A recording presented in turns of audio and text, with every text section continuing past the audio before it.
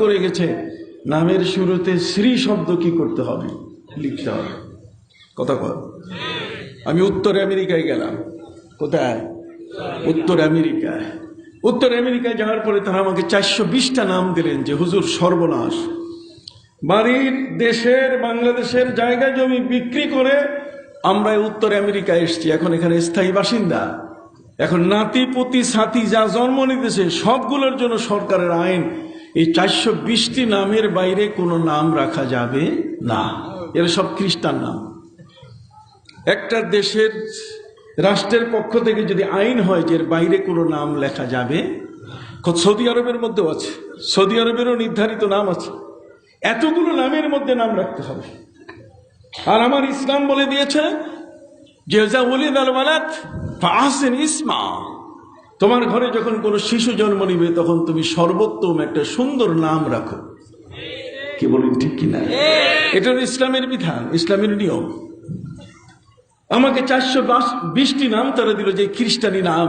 আমরা সর্বনাশ হয়েছে, দেশেও যেতে পারছি না, নাম তো সর্বনাশ। কিয়ামতের ময়দানে নাম দিয়েও জান্নাতে যাবে কিছু মানুষ, নামের ওসিলায় কিছু মানুষ যাবে কোথায়? জান্নাতে। অতএব আমরা তো সেই সুযোগটা নিতে পারলাম না।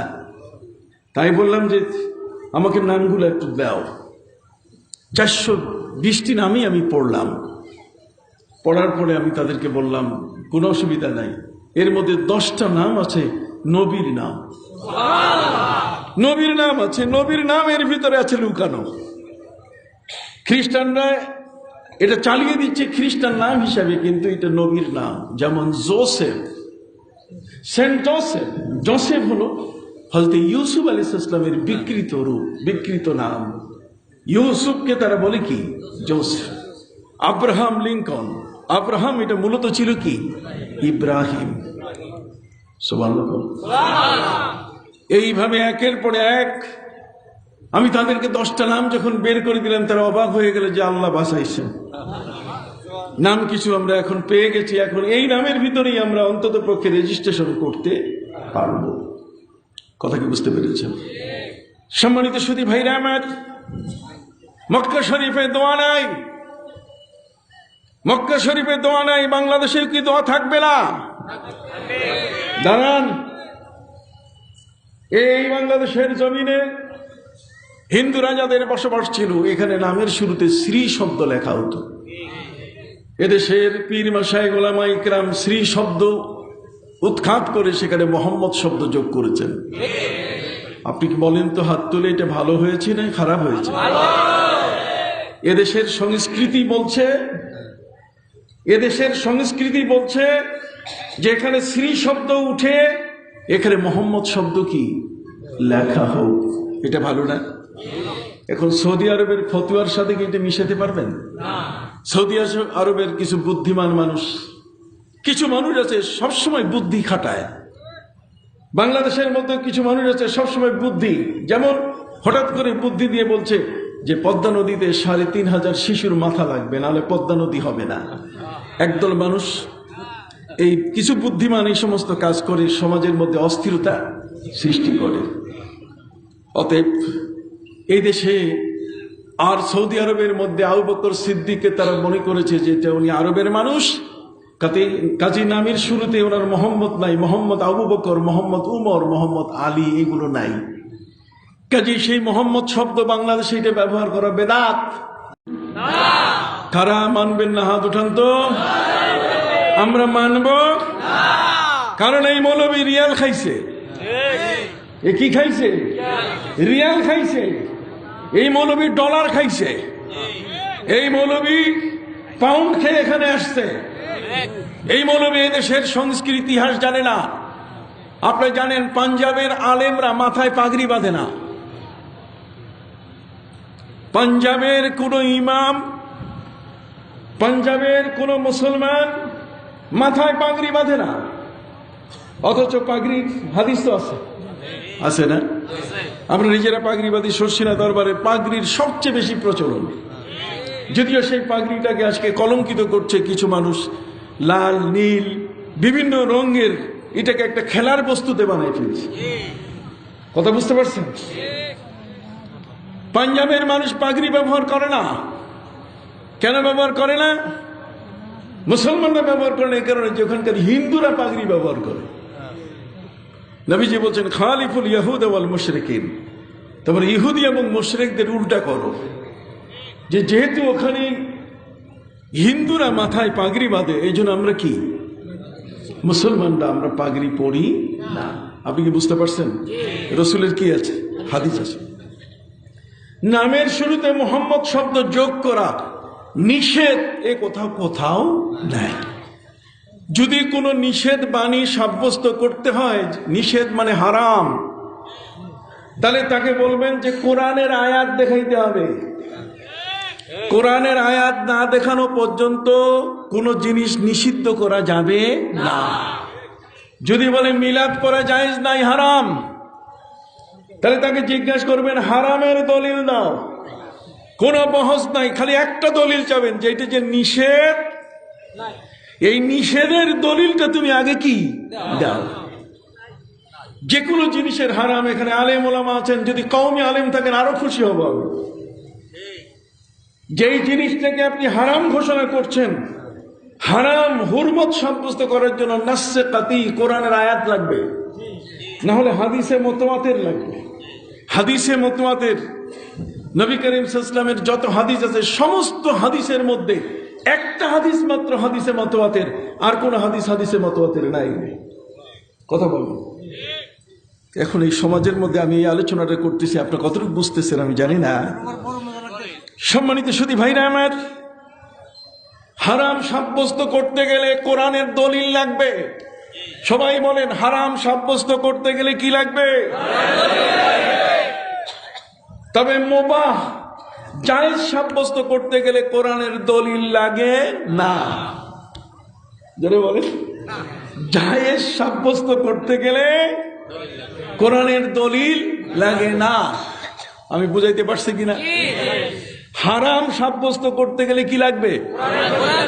হলো না, আরো বলতে হবে, মজবুত করে দিয়ে যায়, শক্তিশালী করি আপনার আকীদা, বিশ্বাস, চিন্তাধারাকে।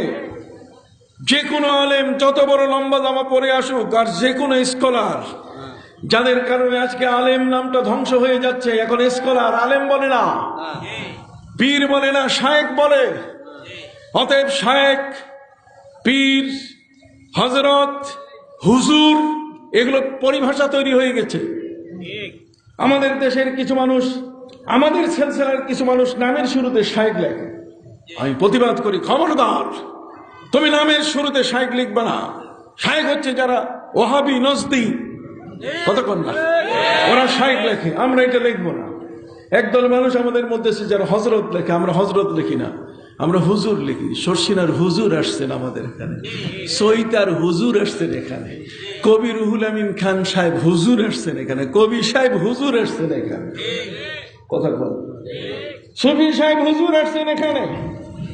এই যে হুজুর, হযরত, জনাব, খাজা, কতক্ষণ না, এগুলো সব এক একটা পরিভাষা। সম্মানিত সুধী ভাইরা আমার, আজকের আমরা যে শব্দগুলো যেগুলো আমরা উচ্চারণ করতে চাই, সৌদি আরবের মক্কা শরীফে কি নাই? দোয়া নাই। তাই বলি কি আমরা দোয়া করব না? কেন দোয়া? আমি আগেই বলেছি, আপনি খুব দলিল দুটো আপনার মনে থাকলে কেউ আপনার সাথে আর যুদ্ধে পারবে না। খালি দুইটা অস্ত্র যদি থাকে, একটা হলো হারাম বলতে গেলে তাকে বলবেন যে কোরআনের আয়াত দাও।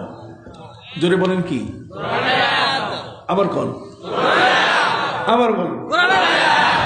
হারাম সাব্যস্ত করলেই তার কাছে চাইবেন কি? সে দিতে পারবে না। না না, নাই, ও পারবেই না দিতে, অসম্ভব। আমি ডক্টর, নামটা কাটিয়ে দিব, আমি পারবে না, ও দলিল দিতে পারবে না। তবে আমরা দলিল দিতে পারবো কি? ও আসলুল আশিয়ায়ে আল ইবাহা, সমস্ত জিনিস মুবাহ, সমস্ত জিনিস পৃথিবীর জায়েজ। বনে বনে বিবাহ করা কি জায়েজ? বনে বনে বিবাহ করা কি জায়েজ? আর সে জায়েজটা ছিল হযরত আদম আলাইহিস সালামের সন্তানদের মধ্যে। বোন আর ভাইয়ের মধ্যে বিয়ে করা কি জায়েজ? ভাই বোনে, আপন ভাই বোনের মধ্যে বিবাহ করা কি জায়েজ? হযরতে মা হাওয়া আলাইহিস সালাম তিনি 18 জোড়া, কোন বর্ণনায় 36 জোড়া সন্তান তিনি জন্ম দিয়েছেন। আগের মেয়ে পরের ছেলে, কত কন্যা, আগের ছেলে পরের কি মেয়ে। ঠিক এইভাবে ভাই বোনের মধ্যে বিবাহ এটা জায়েজ। হযরতে নূহ আলাইহিস সালামের যুগে এসে এটা কি হয়েছে, হারাম হয়েছে। কত কন্যা, তাহলে মূলটা ছিল কি, জায়েজ। ওয়া আসলুল আশিয়ায়ে আল ইবাহা, মূলটা ছিল কি জায়েজ, পরবর্তীতে এটি কি হারাম হয়ে গেছে। অতএব যেটা কোরআন হালাল ঘোষণা করছে সেটা নিঃসন্দেহে হালাল, যেটা হারাম ঘোষণা করেছে নিঃসন্দেহে হারাম। আপনি যেটাকে হারাম ঘোষণা করবেন সেটার জন্য আমরা আপনার কাছে কি চাইব, আর আমাদের কাছে দলিল আছে, কোনো দলিল লাগবে না। আপনি বিনা দলিল আপনি বলবেন এটা জায়েজ। জায়েজ বলতে গেলে কোনো দলিল লাগে না, কারণ ওয়া আসলুল আশিয়ায়ে আল ইবাহা, সমস্ত জিনিসের মূলটা কি মুবাহ। মুবাহ মানে করা কি বৈধ, যতক্ষণ পর্যন্ত আইন আসবে না। যেমন ডাক্তারের কাছে আপনি গেছেন, ডাক্তার একটা প্রেসক্রিপশন করছে, আপনি জিজ্ঞেস করলেন ডাক্তার সাহেব অনুপান বলেন, পথ্য বলেন, আমি কি খাইতে পারবো কি খাইতে পারবো না। ডাক্তার সাহেব বলছেন যে হাঁসের গোশত, গরুর গোশত আর চিংড়ি মাছ খাবা না, এই তিনটা নিষিদ্ধ করে দিলে বাকি সব কি। আল হালালু বাইয়িনুন ওয়াল হারামু বাইয়িনুন ওয়া বাইনা যালিকা উমুরুন মুশতাবাহাত লা ইয়াদরি কাসীরুম মিনান নাস আহিয়া মিনাল হালালি আম হিয়া মিনাল হারাম ফামান ইত্তাকা ইস্তিবরাআন লিদীনি ফাকাদ সালিমা আলা ওয়া ইন্না লিকুল্লি মালিকিন হিমান আলা ওয়া ইন্না হিমাল্লাহি মাহারিমুহু আলা ওয়া ইন্না ফিল জাসাদি লামুদগাতান ইদা সালুহাত সালুহাল জাসাদু কুল্লু ওয়া ইদা ফাসাদাত ফাসাদাল জাসাদু কুল্লু আলা ওয়া হিয়াল কলব। তাহলে কলবের হাদিস আছে কিনা? আছে। জোরে বলেন আছে। ইসলামটা দাঁড়ানো আছে 4টা হাদিসের উপরে। পুরো আমাদের ধর্মটা দাঁড়ানো আছে কয়টা হাদিস? 4টা হাদিসের মধ্যে একটা হাদিস হচ্ছে কলবের হাদিস। জোরে বলেন একটা হাদিস কি? কলবের হাদিস। এই হাদিসখানা বর্ণনা করছেন হযরত নোমান ইবনে বশীর রাদিয়াল্লাহু তাআলা আনহু, যিনি হযরত ইমাম হুসাইন রাদিয়াল্লাহু তাআলা আনহুর শাহাদাতের সময় যিনি কুফার গভর্নর ছিলেন।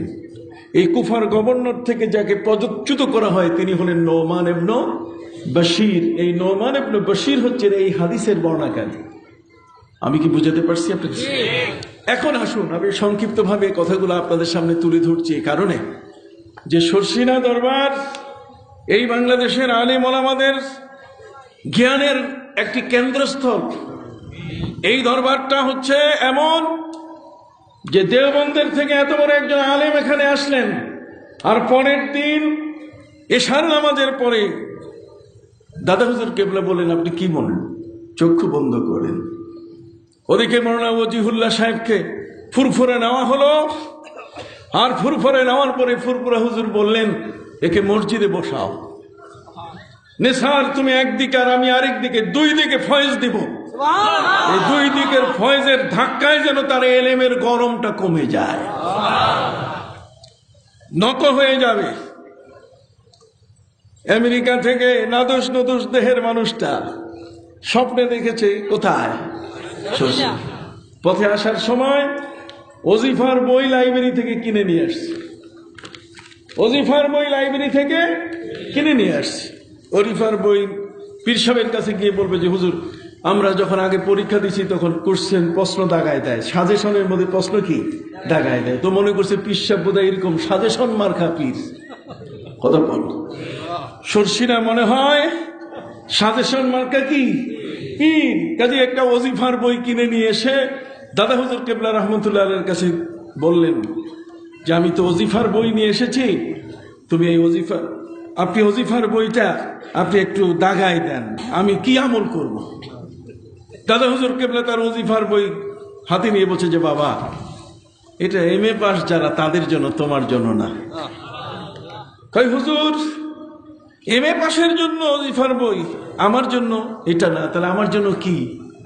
কই তোমার জন্য হলো তুমি বাড়িতে যাইয়া যত মুসল্লি মসজিদে নামাজ পড়ে এদের যে জুতা বাইরে থাকে এই জুতাগুলো সোজা করবা, এইটা হলো তোমার সবক। তোমার ওজিফা হলো এটা। আপনাকে সুবহানাল্লাহ কইবেন না? কেমন কথা, হিসাব নিকাশ বলে না। আমেরিকা থেকে বেটা আসছে এত সুন্দর নাদুস নদুস শরীরের, আর সে মানুষটা আসার পরে তাকে পীর সাহেব সবক দিলেন, ওজিফা দিলেন কি? মসজিদের মুসল্লিদের জুতা সোজা করা। শ্বশুর বাড়িতে যাওয়ার পরে চিন্তায় পড়ে গেছে যে আমি যদি জুতা সোজা করি তা আমার শালাশালিটা বলবে যেটার মাথা নষ্ট হয়ে আসছে।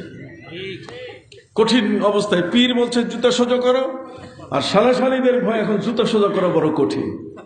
তারপরেও সে চিন্তা করলো যাই হোক, যেহেতু আমার পীর বলছে আমি জুতাটা একটু সোজা করে দেখি। যখনই জুতা সোজা করা শুরু করেছে ফাহাতা ফাহাতে মিনাল হাওয়াতে, হঠাৎ করে তার কানে আওয়াজ এসে গেছে, দাঁড়াও, তোমার আর জুতা সোজা করা লাগবে না, তোমার নফস এখন ঠিক হয়ে গেছে। তোমার নফসের মধ্যে বাড়াবাড়ি স্বভাব যেটা ছিল সেটা কি ছিল? এটা ঠিক হয়ে গেছে। ইমাম আহমদ বিন হাম্বল রহমতুল্লাহ আলাইহি তিনি তার ছেলেকে পরিষ্কার বলে দিয়েছেন, খবরদার কোন পীরের দরবারে যাবা না, কোন আউলিয়া উলিয়ার দরবারে তুমি যাবে না। ওই যে আমাদের দেশের একজন বক্তা বলে বেড়াচ্ছে অলি মানে দুশ্মন, ও কলব খুঁজে পায় না, কপালের মধ্যে কলব খুঁজে পেয়েছে। সম্মানিত সুধী, ইমাম আহমদ বিন হাম্বল রহমতুল্লাহ আলাইহি 12.5 লক্ষ হাদিসের হাফেজ, এমন একজন বিশাল আলেম। তিনি পীর পছন্দ করতেন না, পীর মানতেনই না। ছেলেকে বলেছে খবরদার পীরের দরবারে যাবে না। এত বড় একজন আলেম, কারো না কারো তো ঠেকা থাকে, কোনো না কোনো ক্ষেত্রে মানুষ ঠেকে যায়। ইমাম আহমদ বিন হাম্বল রহমতুল্লাহ আলাইহি তিনি বেশ কিছু হাদিসের অর্থ বুঝতেছেন না, তিনি যার কাছে যান সেই চলে যায়। ইমাম আহমদ বিন হাম্বল এমন একজন ব্যক্তি যার কাছে জ্ঞান শিক্ষা করার জন্য ইমাম বুখারী 8 বার আসছেন। কয়বার? 8 বার তার দর্শে বসেছেন।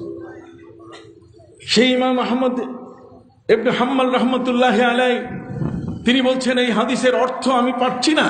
এই হাদিসের অর্থ পাওয়ার জন্য যেখানে যাই সেখানে মানুষ আমাকে জায়গা দিচ্ছে না, সবাই বড় আলেম মনে করে পালিয়ে যায়। আমি বাগদাদের বাজারে, মার্কেটে, শহরের মধ্যে একদিন সকালবেলায় হাঁটতেছি, দেখি একজন চমৎকার বুজুর্গ মানুষ, তার দাড়ি মোছ, তার পোশাকের কাছে গিয়ে আমি দেখছি আমার অস্তিত্ব কিছুই নাই। আমি তাকে বললাম, মাযা তাকুলু ফি হাযিহিল মাসআলাতি ইয়া সুফি? হে সুফি সাহেব, এই মাসআলায় আপনি কি বলছেন? ইমাম আহমদ বিন হাম্বল রহমতুল্লাহ আলাইহি 12.5 লক্ষ হাদিসের হাফেজ, তিনি একজন বুজুর্গকে দেখে বললেন, মাযা তাকুলু ফি হাযিহিল মাসআলাতি ইয়া সুফি? বলেন না ইয়া সুফি। সত্রা ওলামা মঞ্জিল সুফি না? জোরে কোন কি? সরসি না? শাহ সুফি কোথাকার? সুফি ফতে আলী ওয়াইসি, সুফি নূর মোহাম্মদ নিজামপুরি, নামের শুরুতে কি আছে? সুফি আছে। আপনি কি বুঝতেছেন? এই যে সুফি সুফি সুফি, এটা আজকের নতুন সুফি না।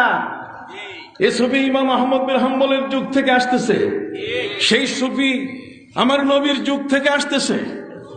কথা বল। এই সুফি মানে সাফ পরিষ্কার, সুফি মানে সাফ আর কি পরিষ্কার একটা মানুষ।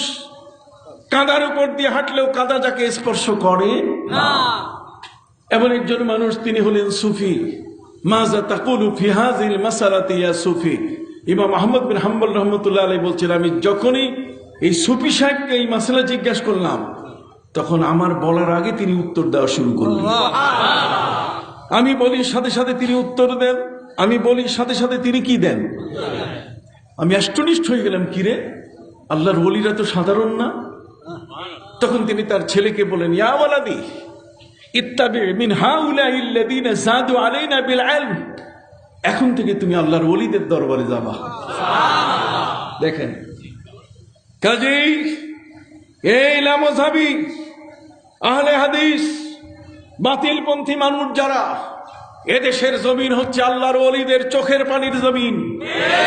এই জমিনকে কোনোদিন নষ্ট করা যাবে না। একদিন তারা, যেদিন রিয়াল শেষ হয়ে যাবে, যেদিন ডলার শেষ হয়ে যাবে, যেদিন পাউন্ড শেষ হয়ে যাবে সেদিন বলবে যে আমি ভুলের উপরে ছিলাম, এগুলো সবই ঠিক ছিল। কথা বল, সবই ভুল সংশোধন বই তারা লিখেছে, ভুল সংশোধন তারা কি লিখেছে, বই লিখেছে। তো এই জন্য আপনাদের খেদমতে আরজ করতে চাই, ইমাম আহমদ বিন হাম্বল তার ছেলেকে বললেন কেন পীরের দরবারে যাবে? তিনি 4টা কথা তার ছেলেকে জানালেন। কয়টা? আপনারা বলেন কয়টা? 4টা জিনিসের মধ্যে একটা হলো উলুল হিম্মা, আল্লাহর ওলিদের সাহস এত বড়, তারা দুনিয়ার কাউকে কখনো পাত্তা দেয় না। যে কোনো অমুসলিমের সাথে মোকাবেলা করার জন্য উপস্থিত। এই বাংলার জমিনে বগুড়ার মহাস্থানগড়ে সেখানে রাজা পরশুরাম ছিলেন। রাজা পরশুরাম, পরশু মানে কুড়াল, সে কুড়াল দিয়ে তার মাকে মেরে ফেলেছে, যে জন্য তার নাম হয়েছে পরশুরাম, একটা ঘৃণার শব্দ। হযরতে মুহিউদ্দিন আব্দুল কাদের জিলানী রহমতুল্লাহ আলাইহি, তিনি ছিলেন অলিকুল সম্রাট। তিনি পাঠিয়ে দিলেন হযরতে মাহি সাওয়ার শাহ সুলতান মাহমুদ বলখি মাহি সাওয়ারকে বলে দিলেন তুমি যাও, যেখানে মুসলমানদের উপর অত্যাচার হচ্ছে তুমি সেখানে চলে আসো। উনি সেই সুদূর বাগদাদ থেকে, অর্থাৎ বাল্খ থেকে, ইরানের বাল্খ থেকে এখানে চলে আসা শুরু করলেন। ইরানের বাল্খ একটা নদীর পাশে তিনি ইবাদত করছিলেন। ইবাদত করা অবস্থায় চক্ষু বন্ধ, তাকে বলা হলো যে তুমি চক্ষু খুলো, দেখো পাশে নদীতে একটা মাছ, এই মাছের পিঠে তুমি বসো, মাছটা তোমাকে নিয়ে যাবে সে দেশে, তোমাকে ইসলাম প্রচার করতে হবে। আল্লাহর ওলিরা মসজিদে বসে ইসলাম প্রচার করেন নাই। মসজিদ ইবাদতের ঘর, সেজদার ঘর, ঝুঁকিপূর্ণ জায়গাগুলোতে গিয়েছেন তারা। গোবিন্দরাজের কাছে আসছেন, বীর বিক্রম আদিত্যের কাছে তারা গেছেন। এত সস্তা ইসলাম নয়। ইযহাব ইলা ফিরআউন ইন্নাহু তাগা, আমি তেলাওয়াত করেছি। ফিরআউনের কাছে, নমরুদের কাছে ইসলাম প্রচার করেছেন আম্বিয়া ইকরাম। চরম দুর্ধর্ষদের সামনে ইসলামের চিঠি পাঠিয়ে দিয়েছেন আমার নবীজি। সেই খসরু পারভেজ আগুন পূজারী বাদশাহ কিসরা, ইরানের বাদশার কাছে, যেখানে তার চিঠিকে টুকরা করা হয়েছে এবং তার চিঠির বাহককে টুকরা টুকরা করা হয়েছে, মেরে ফেলা হয়েছে। কথা বলেন। অতএব এদেশের আউলিয়া ইকরামের ইতিহাসও তার চেয়ে ব্যতিক্রম কিছু নয়। কেন আপনি ভুলে যান এগুলো? এগুলো কেন আপনি ভুলে যান? আমার প্রশ্ন হলো, এগুলো ভুলে যাওয়া যাবে না। এদেশের ইসলাম এমনি মাথায় টুপি দিয়ে ইসলাম সৌদি আরব থেকে আসে নাই। এদেশের ইসলাম এসেছে বড় ত্যাগের বিনিময়। বীর বিক্রমাদিত্যের সাথে লক্ষণ সেন ঠিক এমনি করে এদেশের পরশুরাম একটা মুসলমানের গরুর গোশতের একটা টুকরা পরশুরামের অন্দরমহলে ফেলে দিয়েছিল কাকে, আর এটাকে সেই পরিবারটাকে মেরে ফেলা হয়েছে।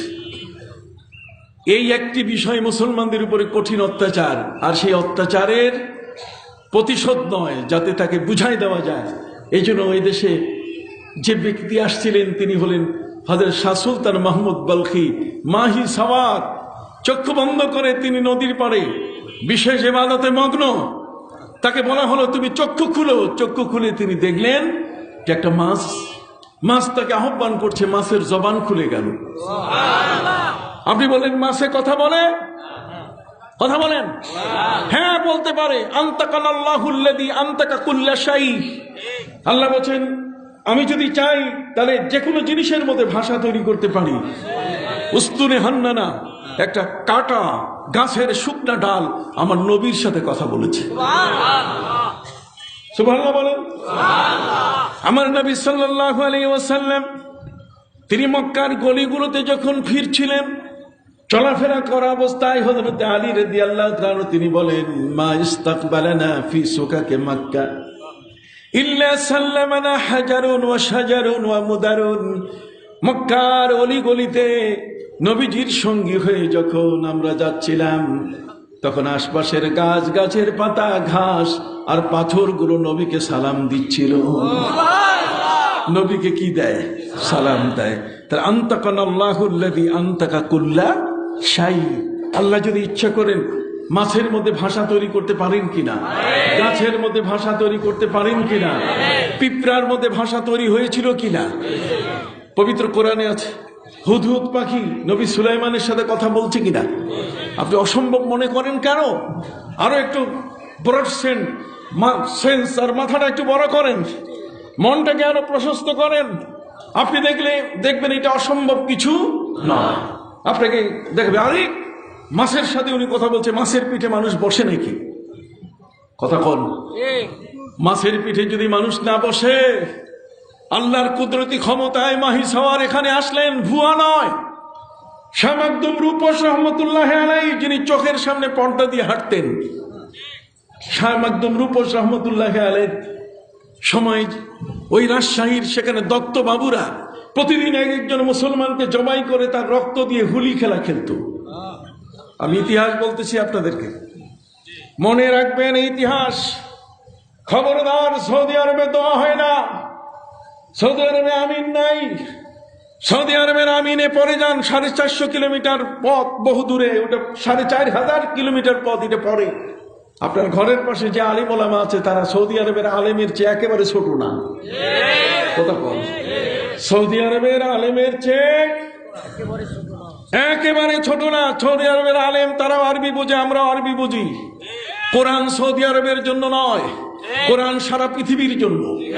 অতএব এদেশের আলিম ওলামা, আমাদের দেশের আজকের সন্তানেরা কোরআনে হাফেজ হচ্ছে। সেই হাফেজে কোরআন বাংলাদেশের জমিন থেকে আরব আমিরাতে গিয়ে সেখানে প্রথম পুরস্কার নিয়ে আসতেছে। তাহলে কোরআন তো ওদের যদি হইতো তাহলে আমরা তো পরাজিত হয়ে আসতাম। আজকে সারা পৃথিবীতে 6 কোটি হাফেজ। কত? 6 কোটি হাফেজ। বালাদুল মালাইন লিহিফজি কিতাবিল্লাহি তাবারাকা ওয়া তাআলা। লিবিয়া, যেখানে কর্নেল গাদ্দাফিকে মারা হলো, কর্নেল গাদ্দাফির দেশের মধ্যে ছোট বাচ্চা জন্ম নেওয়ার পর থেকে সে কোরআনে হাফেজ হওয়া শুরু করে। হাফেজ না হলে মেয়ে বিয়ে দেয় না। কতক্ষণ না, মিলিয়ন মিলিয়ন হাফেজ হচ্ছে লিবিয়ায়। মিশরের মধ্যে সেখানে হাফেজের সংখ্যা হলো 3,30,00,000। আর এই বাংলাদেশের মধ্যে হাফেজের সংখ্যা হলো 4,40,00,000। হয়রাস সৌদি আরবের মধ্যে বর্তমান হাফেজের সংখ্যা 1 মিলিয়নও হয় নাই। তাদের হাফেজের সংখ্যা হলো 9,05,773 জন। তার 9,05,700 কত? 73। তার চেয়ে আমাদের সংখ্যা কি? কাজে আলেমের সংখ্যাও আমাদের কি বেশি। এই জন্য আমি আপনাদেরকে বলছি, খবরদার, এই দেশি আলেম বাদ দিয়ে বিদেশি আলেম সবসময় তালাশ করবেন না। আমাদের দেশের পীর মাশায়েখেরা আলেম ওলামা, চৈতার আজকের যিনি সভাপতি তিনি কি আলেম নন? হযরত শাহ সুফি নিসারউদ্দিন আহমদ রহমতুল্লাহ আলাইহি তিনি কি মাওলানা ছিলেন না? মাওলানা রুমি শামসে তিবরিজের দরবারে যিনি জীবনকে বিলিয়ে দিয়েছেন তিনি কি মাওলানা ছিলেন না? গোটা তুরস্কের মধ্যে একটা নাম শুধু মাওলানা, আর সেই মাওলানা গোলামি করতেন কার? শামসে তিবরিজির মতো একজন ওলির। আমি একটু গ্লোবাল সারা পৃথিবীর একটা চিত্র আপনাকে বলছি। ওদিকে আগরতলার রাজা দোয়া করার লোক পায় না, নিয়ে গেছে একজন বুজুর্গ, একজন সুফি সাহেবকে, মৌলানা আব্দুল খালেককে নিয়ে গেছে। মৌলানা আব্দুল খালেক রহমতুল্লাহ আলাইহির বাড়ির পাশে একটা পুকুর আছে। এই পুকুরের পানি, আশপাশের যত ধান খেত আছে, কখনো পোকা লাগলে পুকুরের পানি ছিটাই দিলে আর পোকা থাকে না। উনি ফুরফুরা দরবারের একজন মানুষ। কথা কল। সম্মানিত সুধী, আজকের চতরা ওলামা মঞ্জিল সুফি সাহেবের বাড়ি কোত্থেকে কে কিভাবে জন্ম নিচ্ছে। আমি এখানে এসেছি, এক সময় যখন এসেছি তখন এত মানুষ ছিল না। আর আজকে আমার মনটা, দিলটা খুশি হয়ে গেছে যে আল্লাহ পাক রব্বুল আলামিন সারসিনার একটা বিশাল মারকাজ এখানে প্রতিষ্ঠিত করে দিয়েছে। যতদিন সারসিনার ইত্তেবা থাকবে, সারসিনার ইত্তেবা যতদিন থাকবে, মানুষ অনেক সময় দরবার বড় হলে নষ্ট হয়ে যায়। বড় হয়ে গেলে আর ছোটকে চিনে না, আসল জিনিসকে চিনে না। ছেলে যখন বড় শিক্ষিত হয় মা বাবাকে চিনে না। কাজে দরবার সারসিনার একটি মারকাজ। অতএব এই মারকাজ সারসিনাকে নিয়ে সবসময় কাজ করবে। হাত উঁচু করে বলেন, সারসিনাকে কি করবে? কাজ করবে। সারসিনার বাইরে যাবার কোনো সুযোগ নাই। আর সারসিনা হচ্ছে এই উপমহাদেশের মধ্যে নয়, আমি তো দেখেছি সারা বিশ্বের মধ্যে একটা শ্রেষ্ঠ দরবার। আমি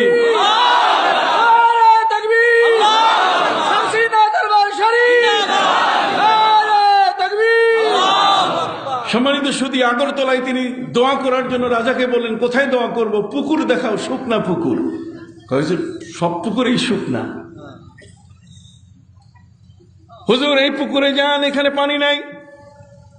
মৌলানা আব্দুল খালেক রহমতুল্লাহ আলাইহি পুকুরের মধ্যে নেমে সেখানে তিনি হাত উঠাবার সাথে সাথে মুষলধারে বৃষ্টি হওয়া শুরু করলেন। দোয়ায় বৃষ্টি আসে। প্রফেসর আব্দুল খালেকের আমল নয়, এটা আমার নবীজির আমল।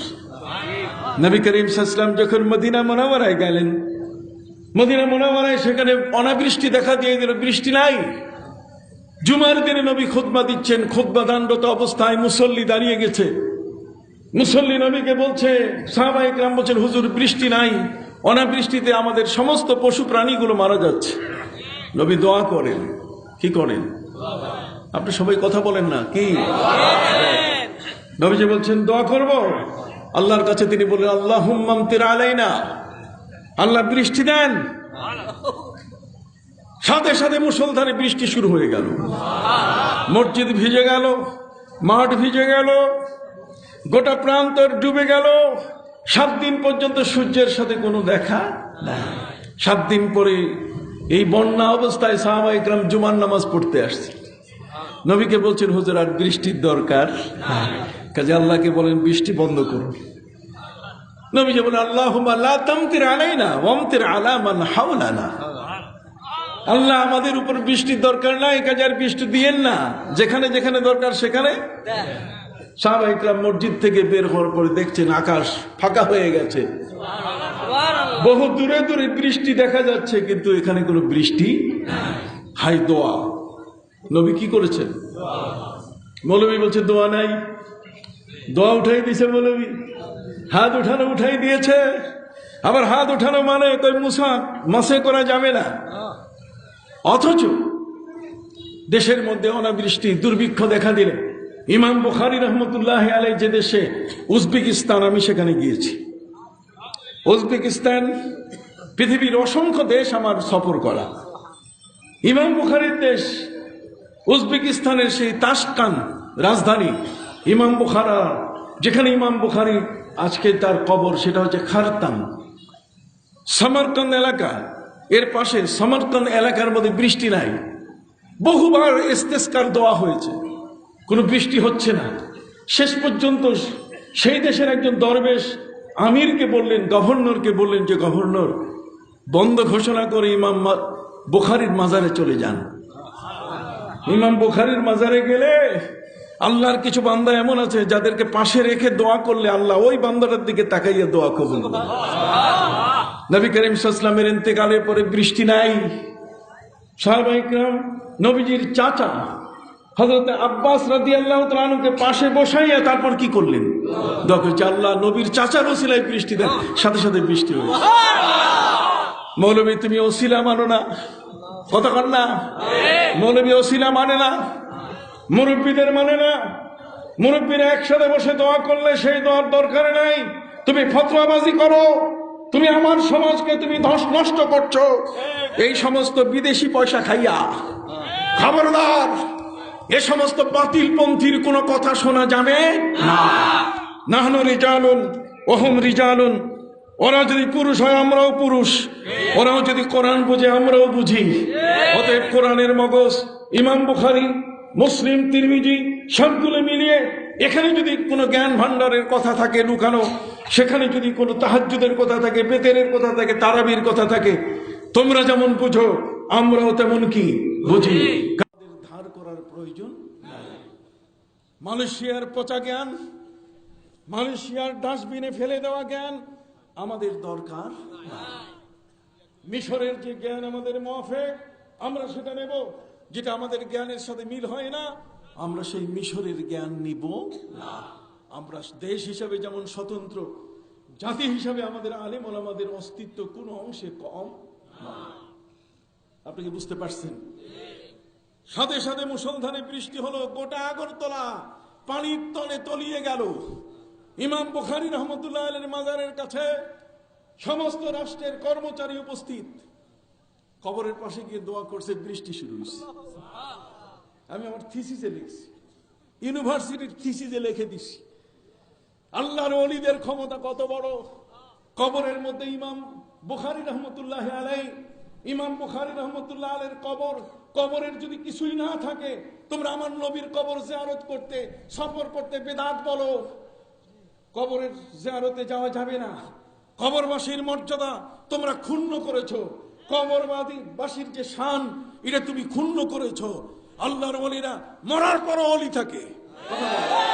আল্লাহর ওলিরা মরার পরও কি থাকে? ওলি থাকে। মরার পরে তাদের বেলায়েত ক্যান্সেল হয় না, বরং 6 গুণ তাসাররুফাতের ক্ষমতা বেড়ে যায়। সুবহানাল্লাহ। সম্মানিত সুধী ভাইরা আমার, আমি ইরাকের মধ্যে ঢুকতেছি, আপনাদের অসুবিধা হচ্ছে? দুটো কথা বলে যাই।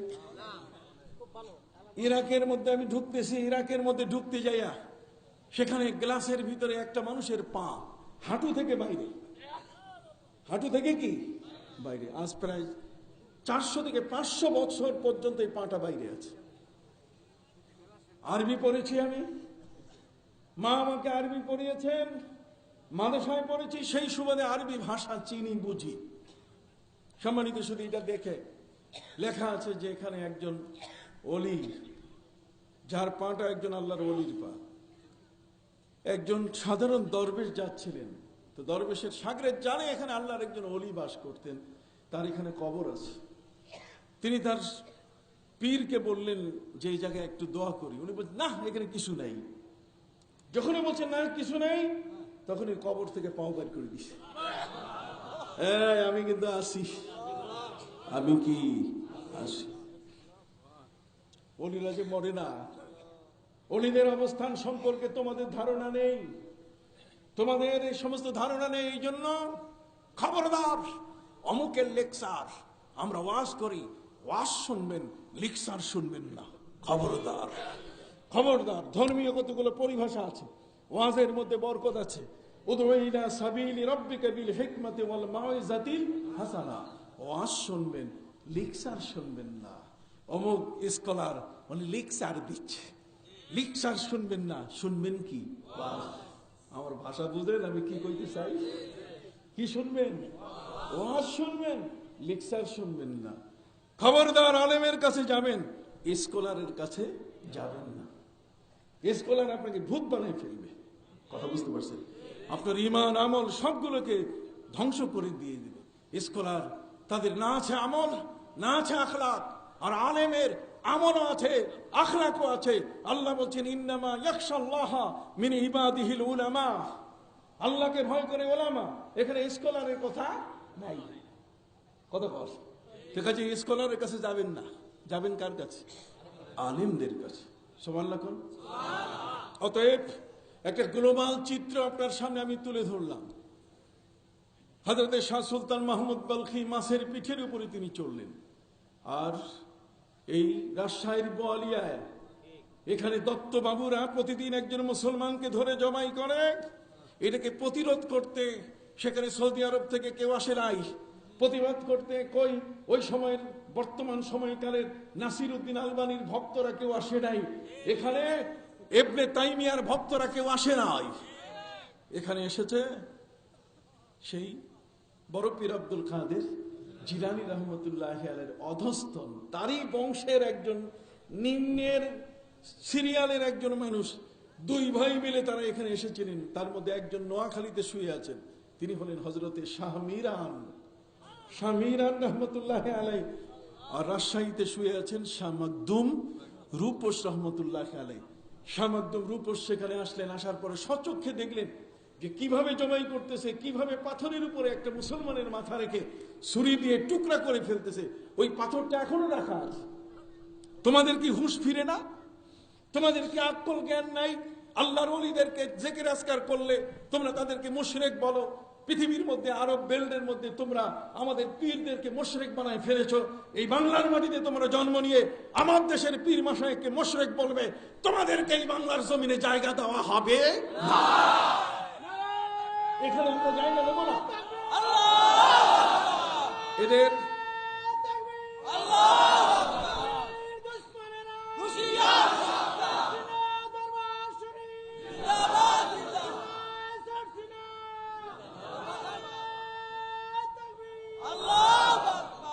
ইসলামটাই জন্ম নিয়েছে আধ্যাত্মিকতা থেকে।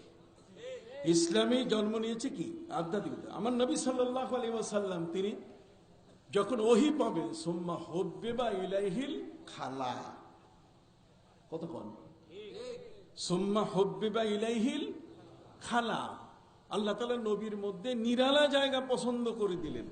তিনি এখন নিরিবিলি জায়গায় থাকাটা পছন্দ শুরু করলেন। সেই নিরিবিলি জায়গা পছন্দ করলেন কোথায়? হেরা গুহায়।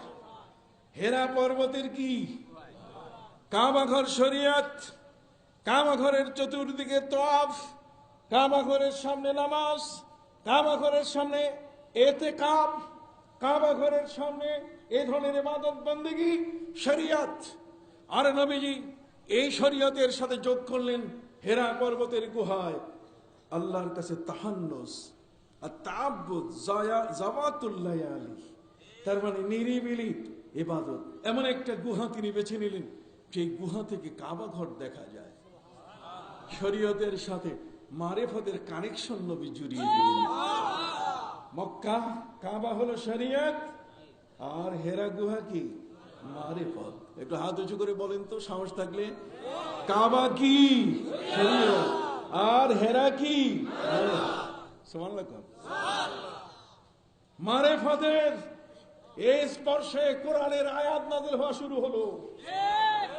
মারেফতের গুহায় কোরআনের আয়াতের আগমন শুরু হয়ে গেল। অতএব আমরা যদি চিল্লা করি তাহলে সেই চিল্লা করব গুহায়, অন্য কোথাও না, অন্য কোথাও না। মাইন্ড করবেন না।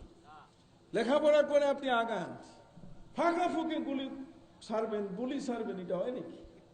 আপনি আলেম হন, কোন আলেমান আও তালেবান আও মুস্তামিয়ান আও মুহিব্বান ওয়ালা তাকুন খামিসান ফাতুহলাকু। আপনি আলেম হলেন না, কিছু হলেন না, আর আপনি ফতোয়াবাজি করলেন। আপনি এখানে না গেলে আপনি মেয়ে বিয়ে দিবেন না, ওইখানে যাইতে হবে 40 দিন, ওখানে 1 বছর। এগুলো কেন? এগুলো নয়। কথা কি বুঝতে পারছি? এই জন্য আমি আপনাদের খেদমতে আরজ করতে চাই, আজকে আমার ওয়াজ ছিল ওয়ামা আরসালনাকা ইল্লা রাহমাতাল লিল আলামিন। আয়াত পড়েছি ওয়ামাই ইউআযযিম শাআইরাল্লাহ ফাইন্নাহা মিন তাকওয়াল কুলুব। এরপরে আমি আয়াত পড়েছি ওয়াত্তাবি সাবিলা মান আনাবা ইলাইয়া। আমি এইটার মধ্যে আছি, এটার থেকে আস্তে আস্তে উপরে উঠব। কথা বল, ওয়াত্তাবি সাবিলা মান আনাবা ইলাইয়া। আল্লাহ বলছে যে আমার প্রতি উৎসর্গ করেছে নিচে, তুমি তার অনুসরণ করো। তো কাজী সরসিনা পীর সাহেব নিজের জীবনকে উজাড় করছেন কিনা? তাহলে এই ধরনের পীর মাশায়েখ সুফি যারা, তারা জীবনকে উজাড় করেছেন, ইসলাম মারেফতের বাইরে নয়। ইমাম বুখারী রহমতুল্লাহ আলাইহি তিনি বুখারী শরীফের মধ্যে লিখেছেন ওয়া আন্নাল মারিফাতা ফিলুল কলব। মারিফত শব্দ বুখারীতে আছে, আর কলবের কথাও কি বুখারীতে আছে। আর তুমি ইলমে তাসাউফ খুঁজে পাও না। ইমাম মালিক ইলমে তাসাউফের কথা বললেন, মান তাসাওয়াফা ওয়া লাম ইয়াতাফাক্কা। কি বলছেন কিনা? ফাকাত তাফাসসাকা। কতক্ষণ? ওমান ইয়াতাফাক্কা ওয়া লাম ইয়াতাসাওয়াফ ফাকাত তাজান্দাকা ওমান জামা বাইনাহুমা ফাকাত তাহাক্কাকা। ইমাম মালিক বলছেন শরীয়ত আর মারিফত একসাথে যদি হয় তাহলে এটাই হলো আসল বিষয়। কথা বুঝতে পেরেছেন? যা হোক, শামাদ্দুম রূপস রহমতুল্লাহ আলাইহি এসে যখন দেখলেন সেই পাথর যেখানে মুসলমানকে কাটা হতো, জবাই করা হতো, সেই পাথরটা এখনো দরগা ঘাট রাজশাহীতে আছে। কথা বল, বাস্তব ইতিহাস। তিনি সেখানে দেখলেন যে কঠিন অবস্থা। একজন মহিলা ছোট্ট একটি বাচ্চা কোলে নিয়ে এসে বলছে, হুজুর আমার দেখে মনে হচ্ছে আপনি আল্লাহওয়ালা হবেন। আমি আমার সেই শিশুটার জন্য আপনি একটু দোয়া করে দিন। আমার এই শিশুটা আগামীকালের লিস্টে আছে, কালকে কতল করা হবে, মারা হবে, রক্ত দিয়ে হুলি খেলা হবে। উনি বলছেন, মহিলারে তুমি সন্ধ্যার পরে পদ্মা নদীর পাশে আসো, দেখি কি করে যায়। সন্ধ্যার পরে পদ্মা নদী, সেখানে মহিলা উপস্থিত হবে। মহিলা আসরের পর থেকে সেখানে উপস্থিত হয়ে গেছে। সন্ধ্যা হয়ে গেল, তার সাথে ওয়াদা যে তিনি আসবেন, কিন্তু না, ওনার কোনো খবর নাই। উনি কোন রকম বার্তা তার পাওয়া যাচ্ছে না। মহিলা বলছে, এই বাচ্চা কালকে আমার আত্মাহুতি হবে, এই বাচ্চাকে জবাই করা হবে, অতএব সেই বাচ্চাটি কালকে জবাই হবে, আমি মা সহ্য করতে পারবো না। শাড়ির আঁচলে সেটাকে বেঁধে মা পদ্মা নদীতে সেখানে ঝাঁপ দিয়ে আত্মহত্যা করার প্রস্তুতি নিয়ে ঝাঁপ দিবেন। ঠিক এই মুহূর্তে আওয়াজ আসছে, থামো থামো থামো। মহিলা হতচকিত হয়ে থেমে গেল, নজর করে দেখলো শাহ মাকদুম রূপোস রহমতুল্লাহ আলাইহি কুমিরের পিঠের উপরে সওয়ার হয়ে আসতেছে। কুমিরের পিঠে। এখন মৌলবী বলে, তুই কিসের কুমির, এগুলো সব ভুয়া গল্প। তো ভুয়া তো তোমার বাপও হবে, যেহেতু তোমার বাবা যে তিনি, এটা তোমার মা বলে দিছে, দুনিয়ার তো কেউ দেখে নাই যে উনি তোমার বাবা। ওটা বিশ্বাস করছো বেটা, এটা বিশ্বাস করো না? কথা কল, তুমি এইটাই বিশ্বাস করো না? তুমি বিশ্বাসের ইমান কাকে বলে? ইমান হলে না দেখে বিশ্বাস করা। তুমি এখানে গিয়ে সব দেখতে চাও, এটা ভুয়া হয়ে গেল। এখানেও তো তুমি বেঈমান, ওখানেও তো তুমি জারস। কথা বল না? কই তোমার বাপ যিনি, তোমার মা, তুমি যে জন্ম নিছো, দুইজন সাক্ষী হওয়া দরকার আছে। কথা বল না? আছে দুইজন সাক্ষী। ফাস্তাশহিদু যাওয়াই আদরিম মিনকুম, এখানে একজনের সাক্ষী যথেষ্ট। কি বলেন, ঠিক কিনা? এই জন্য আমি আমার ভাইদের খেদমতে আরজ করতে চাই, একটা গ্লোবাল একটি ধারণা আপনাদেরকে আমি দিলাম। শাহ বাহাদুর রহমতুল্লাহ আলাইহি তিনি ভারতের একজন আল্লাহর ওলি। তার খবর পেয়েছেন সেই রানী এলিজাবেথ ইংল্যান্ড থেকে, চিঠি লিখতেছেন যে, সুবি সাহেব, আমার আজকে 12 বছরের জীবন স্বামীর সংসারে একটা বাচ্চাও পাই নাই, আপনি একটু দোয়া করে দেন, একটু ফু দেন। সুবি সাহেব, শাহ বাহলুল তাকে জিজ্ঞেস করলেন যে, তুমি ফুটা পাইলা কই? ফু দিলে যে তোমার গর্ভে শিশু আসবে, তুমি পাইলা কই? কই, মুসলমানের কোরআনের মধ্যে আছে, হযরত মরিয়মকে জিবরাইল ফু দিছে, ঈসা নবী জন্ম নিছে। ঈসা নবী বলছেন, সারা জীবন আমি ফু দিয়ে কাজ করছি। আন্নী রাসূলুল্লাহি ইলাইকুম আন্নী আখলুকু লাকুম মিনাত তিনি কাহায়াতিত তায়রি ফাআনফুকু ফীহি ফায়াকুনু তায়রাম বিইজনিল্লাহ। মাটির পাখি তৈরি করে আমি ফু দিলে সেটা জীবন্ত পাখি হয়ে উড়ে যায়।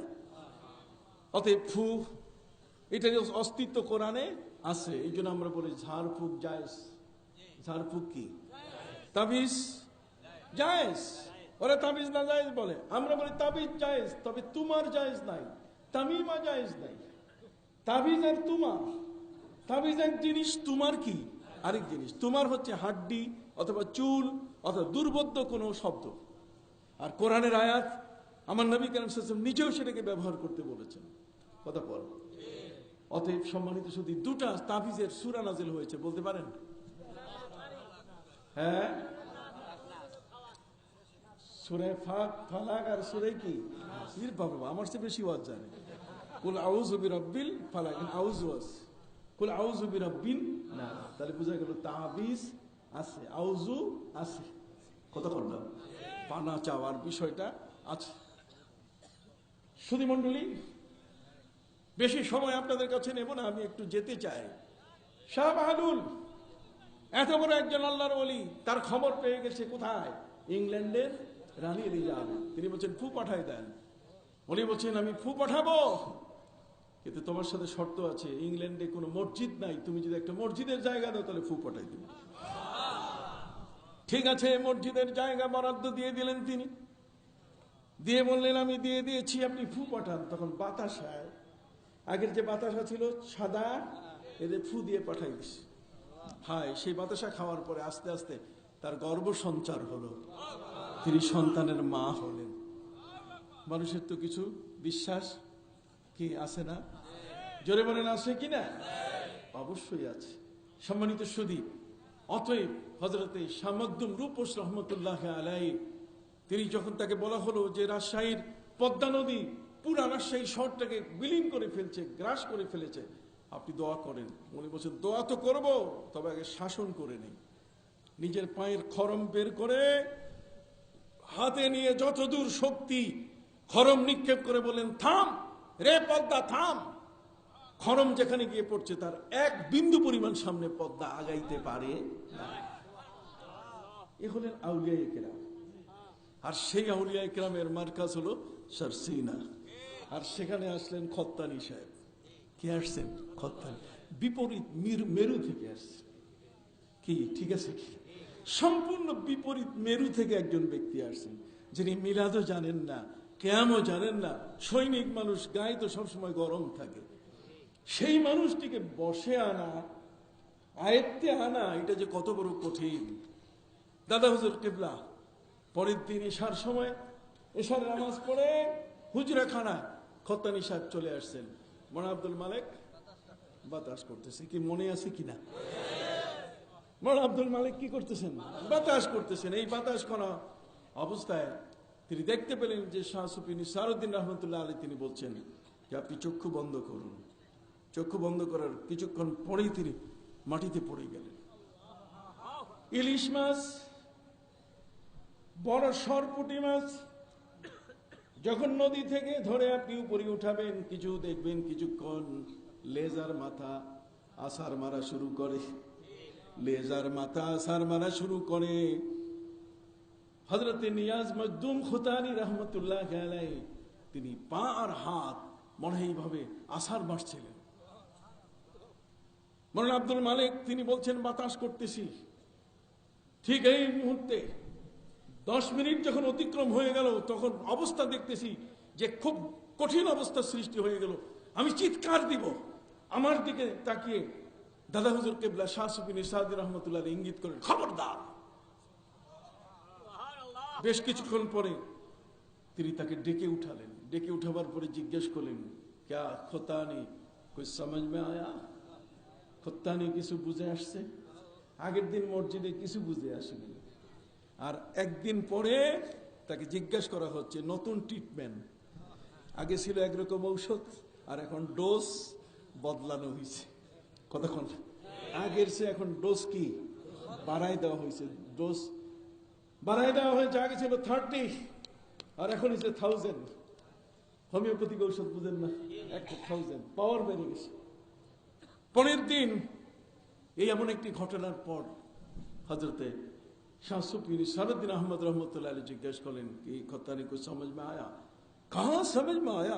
मैं मक्का भी गया है, मैं मदीना भी गया है। সব আমি বুঝেছি, মক্কা বি, মদিনা বি, মক্কা মদিনা আউলিয়া ইকরাম সবার সাথে আমার দেখা হয়েছে। সেই দিন থেকে খত্তানি হুজুরের 6 কল্লি টুপি গোল টুপিতে চলে আসলো। কাবলি জামা সুন্নতি জামায় পরিণত হয়ে গেল। কি চমৎকার পাগড়ি, কালা পাগড়ি পরে যখন মাহফিলে বসে থাকতেন, দেখার মতো একজন, কি চমৎকার একজন ব্যক্তি। ওনার অবস্থা এমন হয়ে গেল যে কাশপ খুলে গেল। কোন হাদিসের যখন কোন বিষয় তার আটকে যেত, তখন তিনি ওই দোতলার মধ্যে শুয়ে এইভাবে যখন হাদিস দেখতেন, দেখে অবস্থায় বুঝে আসতো না। চক্ষু বন্ধ হলে নবী করিম সাল্লাল্লাহু আলাইহি সাল্লামের স্ত্রী আমাদের আম্মা জান হযরত উম্মে সালামা রাদিয়াল্লাহু তাআলা তাকে ওই হাদিসের অর্থ বুঝাই দিতেন। সুবহানাল্লাহ। তাহলে এই আধ্যাত্মিকতাটাকে অস্বীকার করা যায়? এটা চ্যাপ্টারটা কি ছোট? বিশাল চ্যাপ্টার না? এখন আপনাকে হাইকোর্ট দেখাই দিছে মক্কা শরীফের দোয়া নাই, মদিনা শরীফের দোয়া নেই। মক্কা মদিনাকে অস্ত্র বানাইয়া আপনার ঈমান আমলকে ধ্বংস করছে। কতক্ষণ? মক্কা মদিনা আপনার জন্য অস্ত্র নয়, এটা আমলের দরবার, এটাকে ধ্বংস করে দেওয়া হয়েছে। এখানে দোয়া হতো, এখানে দোয়া হতো, সেই দোয়ার জায়গাটাকে নষ্ট করে দেওয়া হয়েছে। নতুন ভাড়াটি আসছে, এই জন্য বাড়ির রং পরিবর্তন হয়েছে। কথা বল না, ভাড়াটিয়া কি নতুন আসছে। এর আগে যখন তুর্কিরা শাসন করেছে, সৌদি আরবের আলে সৌদের আগে যারা শাসন করেছে, সেখানে হানাফি নামাজ ছিল, সেখানে বুকে হাত বাঁধা ছিল না, ছিল কোথায়? নাভির নিচে। সেখানে যখন রবিউল আউয়াল মাস আসতো, তখন মিলাদুন নবী হইত। জোরে বলেন, রবিউল আউয়াল মাস আসলে কি মিলাদুন নবী হতো। এখন বর্তমান মৌলবীরা বলছে মিলাদ নাই। কিসের মিলাদুন নবী? মিলাদ নাই। ভালো কথা, মিলাদ নাই, এত বড় কথা। মিলাদ কোন শব্দ বলতে গেলে কিছু আছে? তো আমি বলি, আমি সাধারণত বলে থাকি যে মিলাদ নাই, মৌলুদ আছে। তো মিলাদ নাই, কি আছে? না না, সবাইকে বলতে হবে। মিলাদ নাই। কি আছে? আমার অভিজ্ঞতা থেকে उन्हें बोलते कि मिलाद और मौलूद में क्या चीज है? अरे मिलाद और मौलूद इन दोनों के अंदर कोई फर्क नहीं है। मिलाद रसूलुल्लाह सल्लल्लाहु अलैहि वसल्लम के हयात जिंदगी के बयान है, और मौलूद जो है जो बच्चा अभी जन्म लिया है, अभी दुनिया में आया है, ये मौलूद है। कुल्लु मौलूदिन यूलदु अलाल फितरा। প্রত্যেকটা শিশু ইসলামের উপর কি নেয়? জন্ম নেয়। আসুন, মিলাদ নাই, মিলাদ নাই, আপনি যে মানবেন? আপনার কাছে সিয়াসিত্তার কিতাব আছে, আপনি খুঁজে দেখেন মিলাদ আছে কিনা। সিয়াসিত্তার কিতাবের একটাতে পাইলেই তো মৌলবী দুর্বল। অতএব সিয়াসিত্তার মধ্যে সেখানে তিরমিজি শরীফের মধ্যে আছে, তিরমিজি শরীফের 2য় খণ্ড 203 পৃষ্ঠায় বাব মা জাআ ফি মিলাদিন নবী সাল্লাল্লাহু আলাইহি ওয়াসাল্লাম, ওখানে মিলাদুন নবী আছে। তিরমিজি শরীফের ভিতরে ইবারতের মধ্যে মিলাদুন নবী আসে। তো ইমাম তিরমিজি যদি মিলাদুন নবী পড়ে, তো আমার দেশের মৌলবী যদি কয় মিলাদুন নবী নাই, আমার দেশের মৌলবীর 4টা হাদিস মুখস্থ নাই, আর ইমাম তিরমিজির 4 লক্ষ হাদিস কি মুখস্থ। সুবহানাল্লাহ বলেন। কার কথা শুনবেন, ইমাম তিরমিজি না মৌলবী? হইল না, একটু জোরে বলেন। শুনবেন কার কথা, ইমাম তিরমিজি না মৌলবী? আচ্ছা বলেন তো, আমাদের দেশে চট্টগ্রাম নামে একটা শহর আছে কিনা? সামুদ্রিক বন্দর একটা আছে, যার নাম কি? চট্টগ্রাম। আমি কইলাম চট্টগ্রাম, তো এটা চিটাগাং নামে আছে কিনা? আছে। তাহলে চট্টগ্রামও আছে, চিটাগাংও আছে। আমার এটার নাম সীতাগঞ্জ। কি? আমার এটার নাম চট্টলা। তাহলে চট্টলা, সীতাগঞ্জ, চিটাগাং, আবার কি চট্টগ্রাম। তাহলে 4টা জিনিসের একটা নাম। একটা জিনিসের নাম কয়টা? 4টা। একই জিনিস 4টা নাম। আসেন, হযরতে মুসা আলাইহিস সালাম যে তুর পাহাড়ে উঠেছিলেন, এই তুর পাহাড়টা যে এলাকায়, সেটার নাম কি? চুপচাপ কেন? তুর পাহাড়টা যেই এলাকাটাতে আছে, ওই এলাকাটার নাম কি? চত্রা ওলামা মঞ্জিল যে এলাকা আছে, সেই এলাকাটার নাম কি? পুরো এলাকাটার নাম কি? চত্রা, তাই না? এটা তো একটা স্বাভাবিক উত্তর, কিন্তু পবিত্র কোরআন সেটা বলে নাই। পবিত্র কোরআন বলেছে তুর পাহাড়টা যে এলাকায় আছে, ওই এলাকাটার নাম হলো সিনিন। নাম কি? সিনিন। ওয়াত্তিনি ওয়াজ-জাইতুন وطور سينين وهذا البلد الأمين। সিনিন এলাকার মধ্যে যে তুর পাহাড়, এটাকে বোঝানো হয়েছে। তাহলে তুর পাহাড়টা আছে যে এলাকায়, এলাকাটার নাম কি? আসেন দেখি কোরআনে এটার ভিন্ন কোনো নাম আছে কিনা।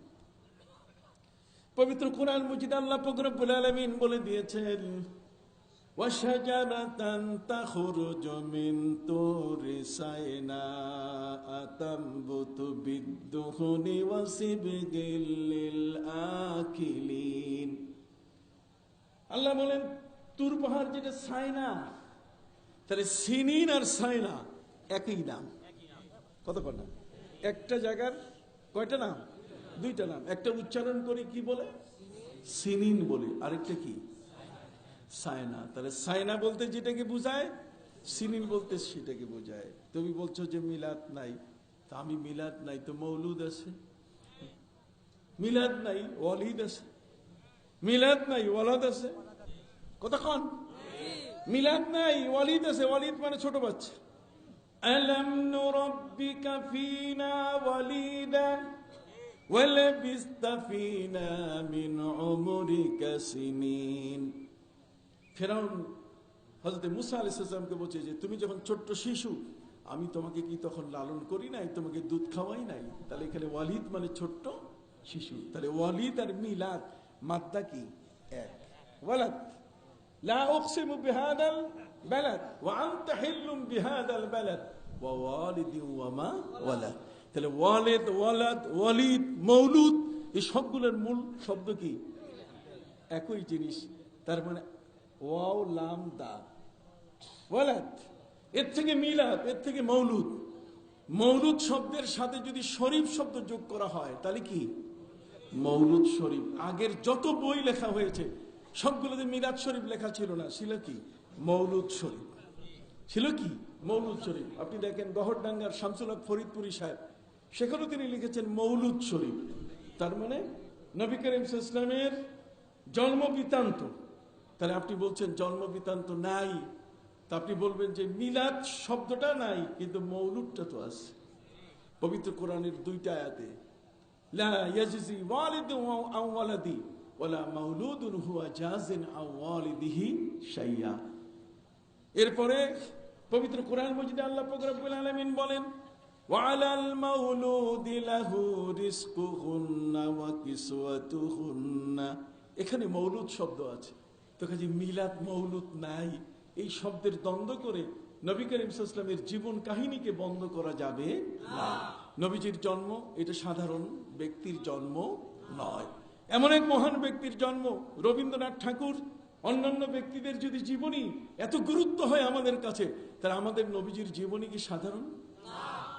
আমি একটি শব্দের ব্যাখ্যা করে আজকের আলোচনা আমি শেষ করব। ওয়ামা আরসালনাকা ইল্লা রাহমাতাল লিল আলামিন। আলামিন শব্দটা এটা সূরা আম্বিয়ার আমার নবী সাল্লাল্লাহু আলাইহি ওয়াসাল্লামের শানের সাথে যুক্ত একটা শব্দ। আল্লাহ বলেন ওয়ামা আরসালনাকা ইল্লা রাহমাতাল লিল আলামিন। আলামিন আছে কিনা? পবিত্র কোরআনের সূচনায় আছে, সবাই পড়েন আলহামদুলিল্লাহি রাব্বিল আলামিন। এখানে আলামিন, আলহামদুলিল্লাহি রাব্বিল আলামিন, সমস্ত প্রশংসা সেই আল্লাহর জন্য যিনি অসংখ্য গণিত জগতের রব। তাহলে এখানে আলামিন বলতে গেলে অসংখ্য জগৎ, জোরে বলেন কি অসংখ্য। তাহলে অসংখ্য জগতের রব, এই জগৎটার পরিধি যত বড়, এটা যত বিস্তৃত, কথা কন ওয়ামা আরসালনাকা ইল্লা রাহমাতাল লিল আলামিন। এই আলামিন আর আলহামদুলিল্লাহি রাব্বিল আলামিন, এই 2 আলামিনের মধ্যে কি পার্থক্য আছে? কোন তাফসীরে আজ পর্যন্ত কোন তাফসীরে, আমি তো অসংখ্য তাফসীর দেখেছি, আমি নিজেও একটা তাফসীর লিখছি যেটা 114 সূরায় 200 খণ্ডে তাফসীর বের হচ্ছে আমার। এই পৃথিবীর মধ্যে 30 পারা 30 খণ্ডের বেশি তাফসীর কেউ লেখে নাই। আর আমার তাফসীর আসতেছে, আপনাদের দোয়া চাই। আমার পীরের নামে তাফসীর, তাফসীরে সালেহী। নাম কি? তাফসীরে সালেহী 200 খণ্ডে আসতেছে, শুরু হয়ে গেছে। পৃথিবীর অত্যাধুনিক একখানা তাফসীর আপনাদের কাছে আমি উপহার দিতে যাচ্ছি, যদি আল্লাহ আমাকে হায়াতে বাঁচায় রাখে। আর তার চেয়ে সবচেয়ে বড় সুযোগ করে দিয়েছেন মাননীয় প্রধানমন্ত্রী, আজকে ইসলামিক ফাউন্ডেশনের গভর্নর এই পদে আমাকে আসীন করায় আমি তার প্রতি কৃতজ্ঞ। আর ইসলামের খেদমতের জন্য আর এই তাফসীর লেখার ক্ষেত্রেও আমার একটা প্রশস্ত ফিল্ড তৈরি হয়ে গেছে, সুবহানাল্লাহ। আর যেগুলো যেখানে আছে তা তো হবেই সময় মতো, কিন্তু জাতির খেদমতে এত বড় তাফসীর পৃথিবীতে কেউ লেখে, যেটা আমার মাধ্যমে শুরু হয়ে গেছে। দোয়া করুন ইনশাআল্লাহ এই সারসিনা দরবারের একজন গোলাম, যে সারসিনা দরবারের বাথরুম পরিষ্কার করেছে। আমি সারসিনা দরবারের বাথরুম পরিষ্কার করা মানুষ, আমি কথা বুঝেন নাই। আমার নিজের কোনো গর্ব নাই, অহংকার নাই, কিন্তু আমি কষ্ট পাই ওই সময় যখন এই পীর মাশায়েখদের নিয়ে বাজে কথা বলে কেউ। তাসাউফ, ইলমে মুকাশাফা, কতক্ষণ না এই যে গভীর আধ্যাত্ম জ্ঞান, ফাওয়াজাদা আবদাম মিন ইবাদিনা রাহমাতাম মিন ইনদিনা, কতক্ষণ না। মুসা আলাইহিস সালাম তার শাগরিদ দুইজনে মিলে যাকে খুঁজতে গেলেন, সেই হযরতে খিজির আলাইহিস সালামকে আল্লাহ বলছেন ওয়া আল্লামনাহু মিন লাদুন্না ইলমা। ইলমে লাদুন্নি যাকে দেওয়া হয়েছে, ইলমে মারিফতে, যেখানে কথা হুয়াল আউয়াল ওয়াল আখির ওয়াজ জাহির ওয়াল বাতিন, যেখানে আউয়াল আখির জাহির বাতিনের কথা আছে। যারা আজকে জাহিরটাকে নিয়ে আছে আর বাতিনটাকে অস্বীকার করে, আমরা তাদের সাথে কি নাই। আমরা ইমাম মালিক রহমতুল্লাহ আলাইহি সেই কথায় ওয়ামান জামা বাইনাহুমা ফাকাত তাহাক্কাকা, জাহির আর বাতিন দুইটা কি একসাথে। এই জন্য আমাদের বিচার ভিন্ন। সম্মানিত সুধী, আলহামদুলিল্লাহ রাব্বিল আলামিন, এখানে আলামিন বলতে গেলে আল্লাহর আলম, আল্লাহর কাছে কি এই যত আলম সেটা কি খুব ছোট? জোরে বলেন।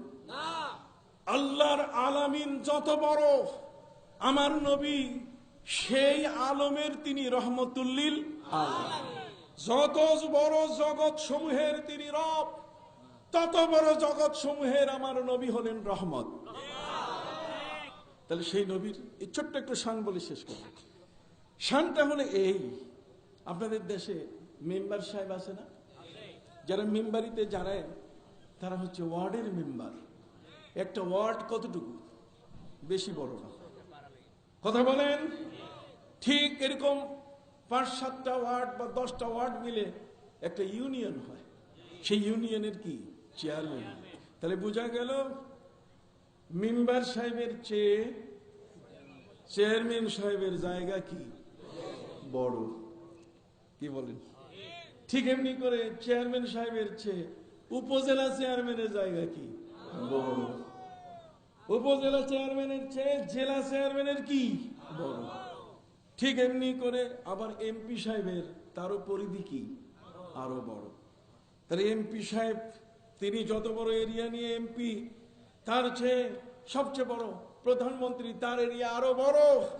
ঠিক এমনি করে মহামান্য প্রেসিডেন্ট, তার তো এরিয়া গোটা দেশ, একেবারে বিন্দুতে বিন্দুতে তিনি মহামান্য। কথা বল। এখন আমি বলতে চাই, যিনি মেম্বার সাহেব তিনি কি আমার প্রেসিডেন্ট সাহেব?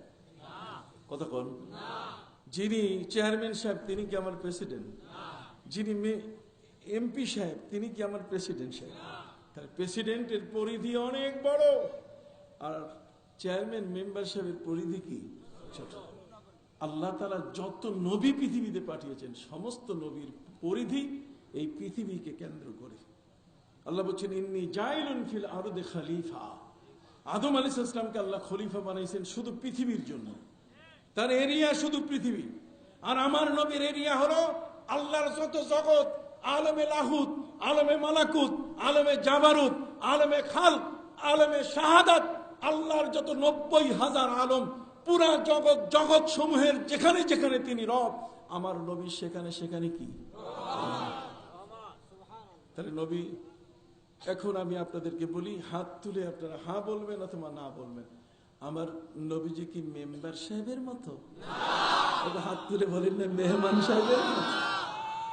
আমার নবীজি কি চেয়ারম্যান সাহেবের মতো? আমার নবী কি উপজেলা চেয়ারম্যান সাহেবের মতো?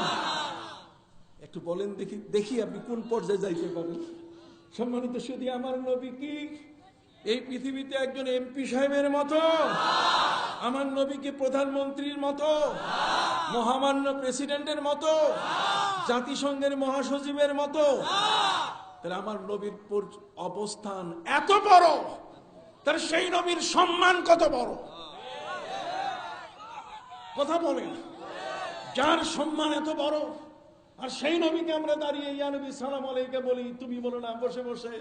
আমি বলি বসে বসে কেন বেটা, শুয়ে শুয়ে সালাম দাও। তোমার কপালে এমন নবী নসিব হওয়ার পরও তাকে তুমি দাঁড়াইয়া একটু সম্মানের সাথে সালাম দিতে পারো না। তোমার শ্বশুর আসলে আব্বা আব্বা কইয়া স্পাইনাল কর্ড 1 পজিশনে চলে আসে, 1st পজিশনে চলে আসে, কোমর সোজা হইয়া যায়। আর আমার নবীর ক্ষেত্রে সেখানে তোমার কোমর বাঁকা হইয়া যায়। কথা বল। আল্লাহ বলছেন ওয়ামাই ইউআযযিম শাআইর আল্লাহ। মনে রাখবেন, আমি দলিল ছাড়া কথা বলি না। ওয়ামাই ইউআযযিম শাআইর আল্লাহ ফাইন্নাহা মিন তাকওয়াল কুলুব। আল্লাহ বলছেন আমার নিদর্শনগুলোকে যারা সম্মান করবে। এখন আল্লাহর নিদর্শন কি কি, আপনি কোনটা আল্লাহর নিদর্শন? এ সম্পর্কে শাহ ওলিউল্লাহ মুহাদ্দিস দেহলভী রহমাতুল্লাহ আলাইহি, একদিকে মুহাদ্দিস আরেকদিকে তিনি দরবেশ। একদিকে মুহাদ্দিস আরেকদিকে কি দরবেশ। শাহ ওলিউল্লাহ মুহাদ্দিস দেহলভী রহমাতুল্লাহ আলাইহি তিনি বলেছেন আর শায়র আরবা, আল্লাহর নিদর্শন হলো 4টা। কয়টা? তার মধ্যে একটি হলো কাবা ঘর। বলেন কি? কথাগুলো বুঝে আসতেছে? মক্কা মদিনা নিয়ে আমাদের কোনো আলোচনা নেই। আমাদের মাথার তাজ, নবীর জন্মস্থান। নবী শুয়ে আছেন মদিনায়, মদিনাবাসী মক্কাবাসী আমাদের কাছে সম্মানের ব্যক্তি, কিন্তু আমলের ক্ষেত্রে মক্কার কোন মানুষ আমাদের জন্য দলিল নয়। কথা কম। আমার দলিল নবীর হাদিস, আর সেই হাদিস বোঝার জন্য আমার দেশে মাদ্রাসা আছে, ইউনিভার্সিটি আছে। আমরা ঘাস খাইয়া পড়ি না। পারলে তোমরা চ্যালেঞ্জ করো, তোমরাও একটা হাদিস বলো, আমরাও হাদিস বলবো, দেখি তোমাদের হাদিস মরার বলা বুঝাবার যে কৌশল, আর আমরা যেটা বুঝাবো, আমাদের বলার আমাদের পড়াবার কৌশল, আমরা তোমাদের উপরে বিজয়ী হব। কোরআন যখন পড়ে বিজয়ী হয়েছি আমরা প্রথম পুরস্কার নিয়ে আসি আরব আমিরাত থেকে, তো এইটাতেও আমরা আগে আছি, এটাতে আমরা পিছিয়ে। সম্মানিত সুধী ভাইরা আমার, আল্লাহর নিদর্শন হলো কয়টা? তার মধ্যে কি? কাবাঘর। আপনি খুব মনোযোগ সহকারে একটু শুনেন। সবার শোনার ভাগ্য হয় না, সবার জানারও ভাগ্য হয়। আল্লাহর নিদর্শন কাবাঘর। এই জন্য দেখেন, কাবাঘর আল্লাহর নিদর্শন হওয়ার কারণে এই কাবাঘরের দিকে ফিরে আমরা পেশাব পায়খানা করি না, তাকে সম্মান করি। সম্মান যিনি পাওয়ার, তিনি কাছে থেকেও যেমন পাবেন, তিনি দূরে থেকেও কি পাবেন। এটা কি আপনার একমত? কারা কারা একমত? হাত উঠান তো। আল্লাহু আকবার। সকলে বলুন আমিন। এই জ্ঞানটুকুই আমরা চাই, এটাই চাই। এইখানে 2 নম্বর লোক যেন প্রবেশ করতে না পারে। এটার নাম আকীদা। এটার নাম কি? আকীদার মতো বিষয়গুলোর উপরে বালা মুসিবত চলে এসেছে। সম্মানিত সুধী, কাবা ঘর আল্লাহর ঘর, তা আল্লাহর ঘর হওয়ার কারণে তার সম্মান। এই জন্য নবী করিম সাল্লাল্লাহু আলাইহি ওয়াসাল্লাম বলছেন, এই ঘরের সম্মান আমার উম্মত সবসময় দিবে। আমাদেরকে আল্লাহ তাআলা কাবা দিয়েছেন। কি অভাগা, পৃথিবীর মধ্যে আমাদের মতোই তারা বাস করছে ইহুদিরা, অথচ কাবা ঘর পেল না। খ্রিস্টান কাবা ঘর পেল না, বৌদ্ধ কাবা ঘর পেল না, অমুসলিম কাবা ঘর পেল না, আর আমরা আল্লাহর কাছে কি পেলাম? কাবা আমাদের জন্য। আল্লাহ বলছেন, ওয়াইজ জাআলনাল বাইতা মাসাবাতাল লিন-নাসি ওয়া আমনা। কাবা ঘরকে সওয়াবের ভান্ডার বানাই দিয়েছে। কাবায় নামাজ পড়লে এক নামাজে 1 লক্ষ নামাজের সওয়াব, একটা রুকু 1 লক্ষ রুকুর সমান, একটা সেজদা 1 লক্ষ সেজদার কি সমান। সেই কাবা আল্লাহর ঘর হওয়ার কারণে এটা তাজিম আমাদের জন্য ফরজ। এই জন্য নবী আমাদেরকে আইন দিয়েছেন, ইজা আতাইতুমুল গায়াতা ফালা তাস্তাকবিলুল কিবলাতা ওয়ালা তাস্তাদবিরুহা ওয়ালাকিন শাররিকু আও গাররিবু। কাবার দিকে ফিরে পেশাব পায়খানা কিছু করবে না, এমনকি থুতু পর্যন্ত ফেলবে না। কাবার দিকে পান খাইয়া কখনো পিক ফেলবেন না। আমি কি বুঝাতে পারছি? মনে থাকবে, আমল থাকবে। পানের দেশ, পান খান, সুপারি খান, কিন্তু খবরদার পিক থুতু কাবার দিকে ফেলা যাবে না। নবী করিম সাল্লাল্লাহু আলাইহি ওয়াসাল্লাম বলেছেন, যদি কেউ কাবার দিকে ফিরে থুতু ফেলে, কিয়ামতের ময়দানে তার মুখ গোশত শূন্য হয়ে উঠবে, মুখে গোশত থাকবে না। তাহলে দেখছেন, কাবা ঘরের তাজিমের সামান্যতম যদি খেলাপ হয়, এ কারণে আমরা বড় সতর্ক। আমরা রাতের বেলায় শুইতে গিয়ে পেশাব পায়খানা তো করিই না, রাতের বেলায় শুইতে গিয়েও আমরা কাবার দিকে পা করে কেউ ঘুমাই না। ইভেন আমাদের সতর্কতা এত বড় যে আমাদের মধ্যে যদি কেউ মারা যায়, মরার পরও তাকে বেয়াদবি করতে দেই না। উত্তর দিকে মাথা আর দক্ষিণ দিকে পা, কাবার দিকে পা করে আমরা কখনোই কোনো লাশ দাফন করি না। তাহলে কাবাকে আমরা সম্মান করি কিনা? কাবার সম্মান এত বড় যে এর উপর দিয়ে পাখি পর্যন্ত যায় না। আপনি শুনেছেন। সম্মানিত সুধী ভাইরা আমার, আবরাহা এসেছিল, হস্তি আনতে পারে নাই, কথা কম। আল্লাহর ঘরের এত বড় শান, এত বড় মর্যাদা, সেই ঘরখানা কাবা ঘর হয়েছে। কি হয়েছে? কাবা মানে আমাদের কিবলা। আর আমাদের কিবলা হয়েছে কেন? যে আমার নবী সাল্লাল্লাহু আলাইহি সাল্লাম তিনি 16-17 মাস বাইতুল মুকাদ্দাসের দিকে ফিরে নামাজ পড়ছেন, কিন্তু বারবার বডি ল্যাঙ্গুয়েজ, তার দেহের ইশারায় তিনি আকাশের দিকে তাকাচ্ছেন, আবার নিচে। আল্লাহ তো আলিমুম বিজাতি সুদূর, আল্লাহ বুঝেন যে কি বলতে চায় তার নবী। তিনি আমার নবীকে বললেন, মসজিদে জিল কেবলাতাইন, মসজিদে বনি সালমা, এটার নাম হচ্ছে মসজিদে বনি সালমা। বনি সালমা গোত্রের মসজিদ। একজন রুগীকে নবী দেখতে গেছিলেন। রুগীতে দেখতে গিয়ে জোহরের সময় সেখানে নামাজ পড়তে গিয়ে নবী করিম সাল্লাল্লাহু আলাইহি ওয়াসাল্লাম ওই আগে যখনই নামাজ শেষ হতো তখন আকাশের দিকে তার মনে মনে বলতেন যে আল্লাহ, কাবাকে আপনি কেবলা বানায় দেন। তাহলে কাবা কেবলা স্যাংশন পাইছে কারো সিলায়?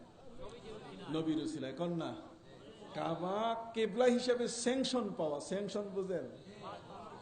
হ্যাঁ, এই যে বরাদ্দ, কাবা ঘর কেবলার মর্যাদা পেল। কাবা ঘর, কাবা আল্লাহর ঘর হিসেবে তার একটা সম্মান, আরেকটা হচ্ছে কেবলা হিসেবে তার কি, এই কেবলা হিসেবে সম্মান পেয়েছে একমাত্র আমার নবীর কারণে। নবী চাচ্ছিলেন মনে মনে কাবা কেবলা হোক।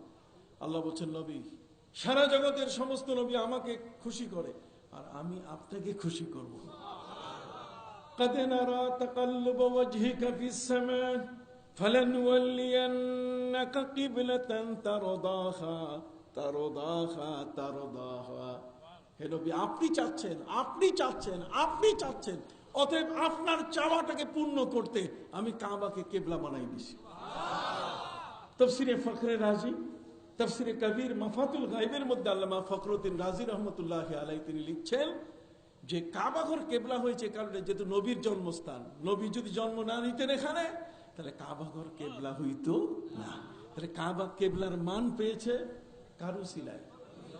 নবীজি বলছেন, কাবা তোমার দামের শেষ নাই, তোমার মূল্যের শেষ নাই, তবে একজন ইমানদার ব্যক্তির চেয়ে তোমার মূল্য বেশি না। ইয়া কাবা, ওয়াল্লাহি ইয়া কাবা, ইন্না হুরমাতাল মুমিন আফজালু মিন। একজন ইমানদার ব্যক্তির সম্মান তোমার চেয়েও কি বড়। তাহলে ইমানদার ব্যক্তির সম্মান যদি কাবার চেয়ে বড় হয়, তাহলে আমার নবীর সম্মান কি কম? কাবা ঘর সম্মান পাওয়ার ঘর হিসেবে কাছে থেকে যতটুকু সম্মান পায়, ৪,৫০০ কিলোমিটার দূরে বাংলার মাটিতে এসে সেদিন এখানে আসার পরও কি সে সম্মান পাচ্ছে না? তাহলে বোঝা গেল দূরে এসেও কি করা যায়, সম্মান করা যায়। তাহলে কাবার চেয়ে আমার নবীর শান ছোট না বড়? জোরে বলেন, কাবার চেয়ে নবীর মর্যাদা ছোট না বড়? নবীর মর্যাদা যেহেতু সবচেয়ে বড়, নবী হলেন রহমতুল লিল আলামিন, তার পরিধি অনেক বড়। কাজে সেই নবী সাল্লাল্লাহু আলাইহি সাল্লামকে আমরা সম্মান করব। আল্লাহ নিজেই বলছেন যে আমার নিদর্শনকে যে সম্মান করে। এই জন্য আল্লামা এই শাহ ওলিউল্লাহ মুহাদ্দিস দেহলভী রহমতুল্লাহ বলছেন আল্লাহর নিদর্শন হচ্ছে 4টা। কয়টা? একটা কাবা ঘর, আরেকটা হলো কোরআন।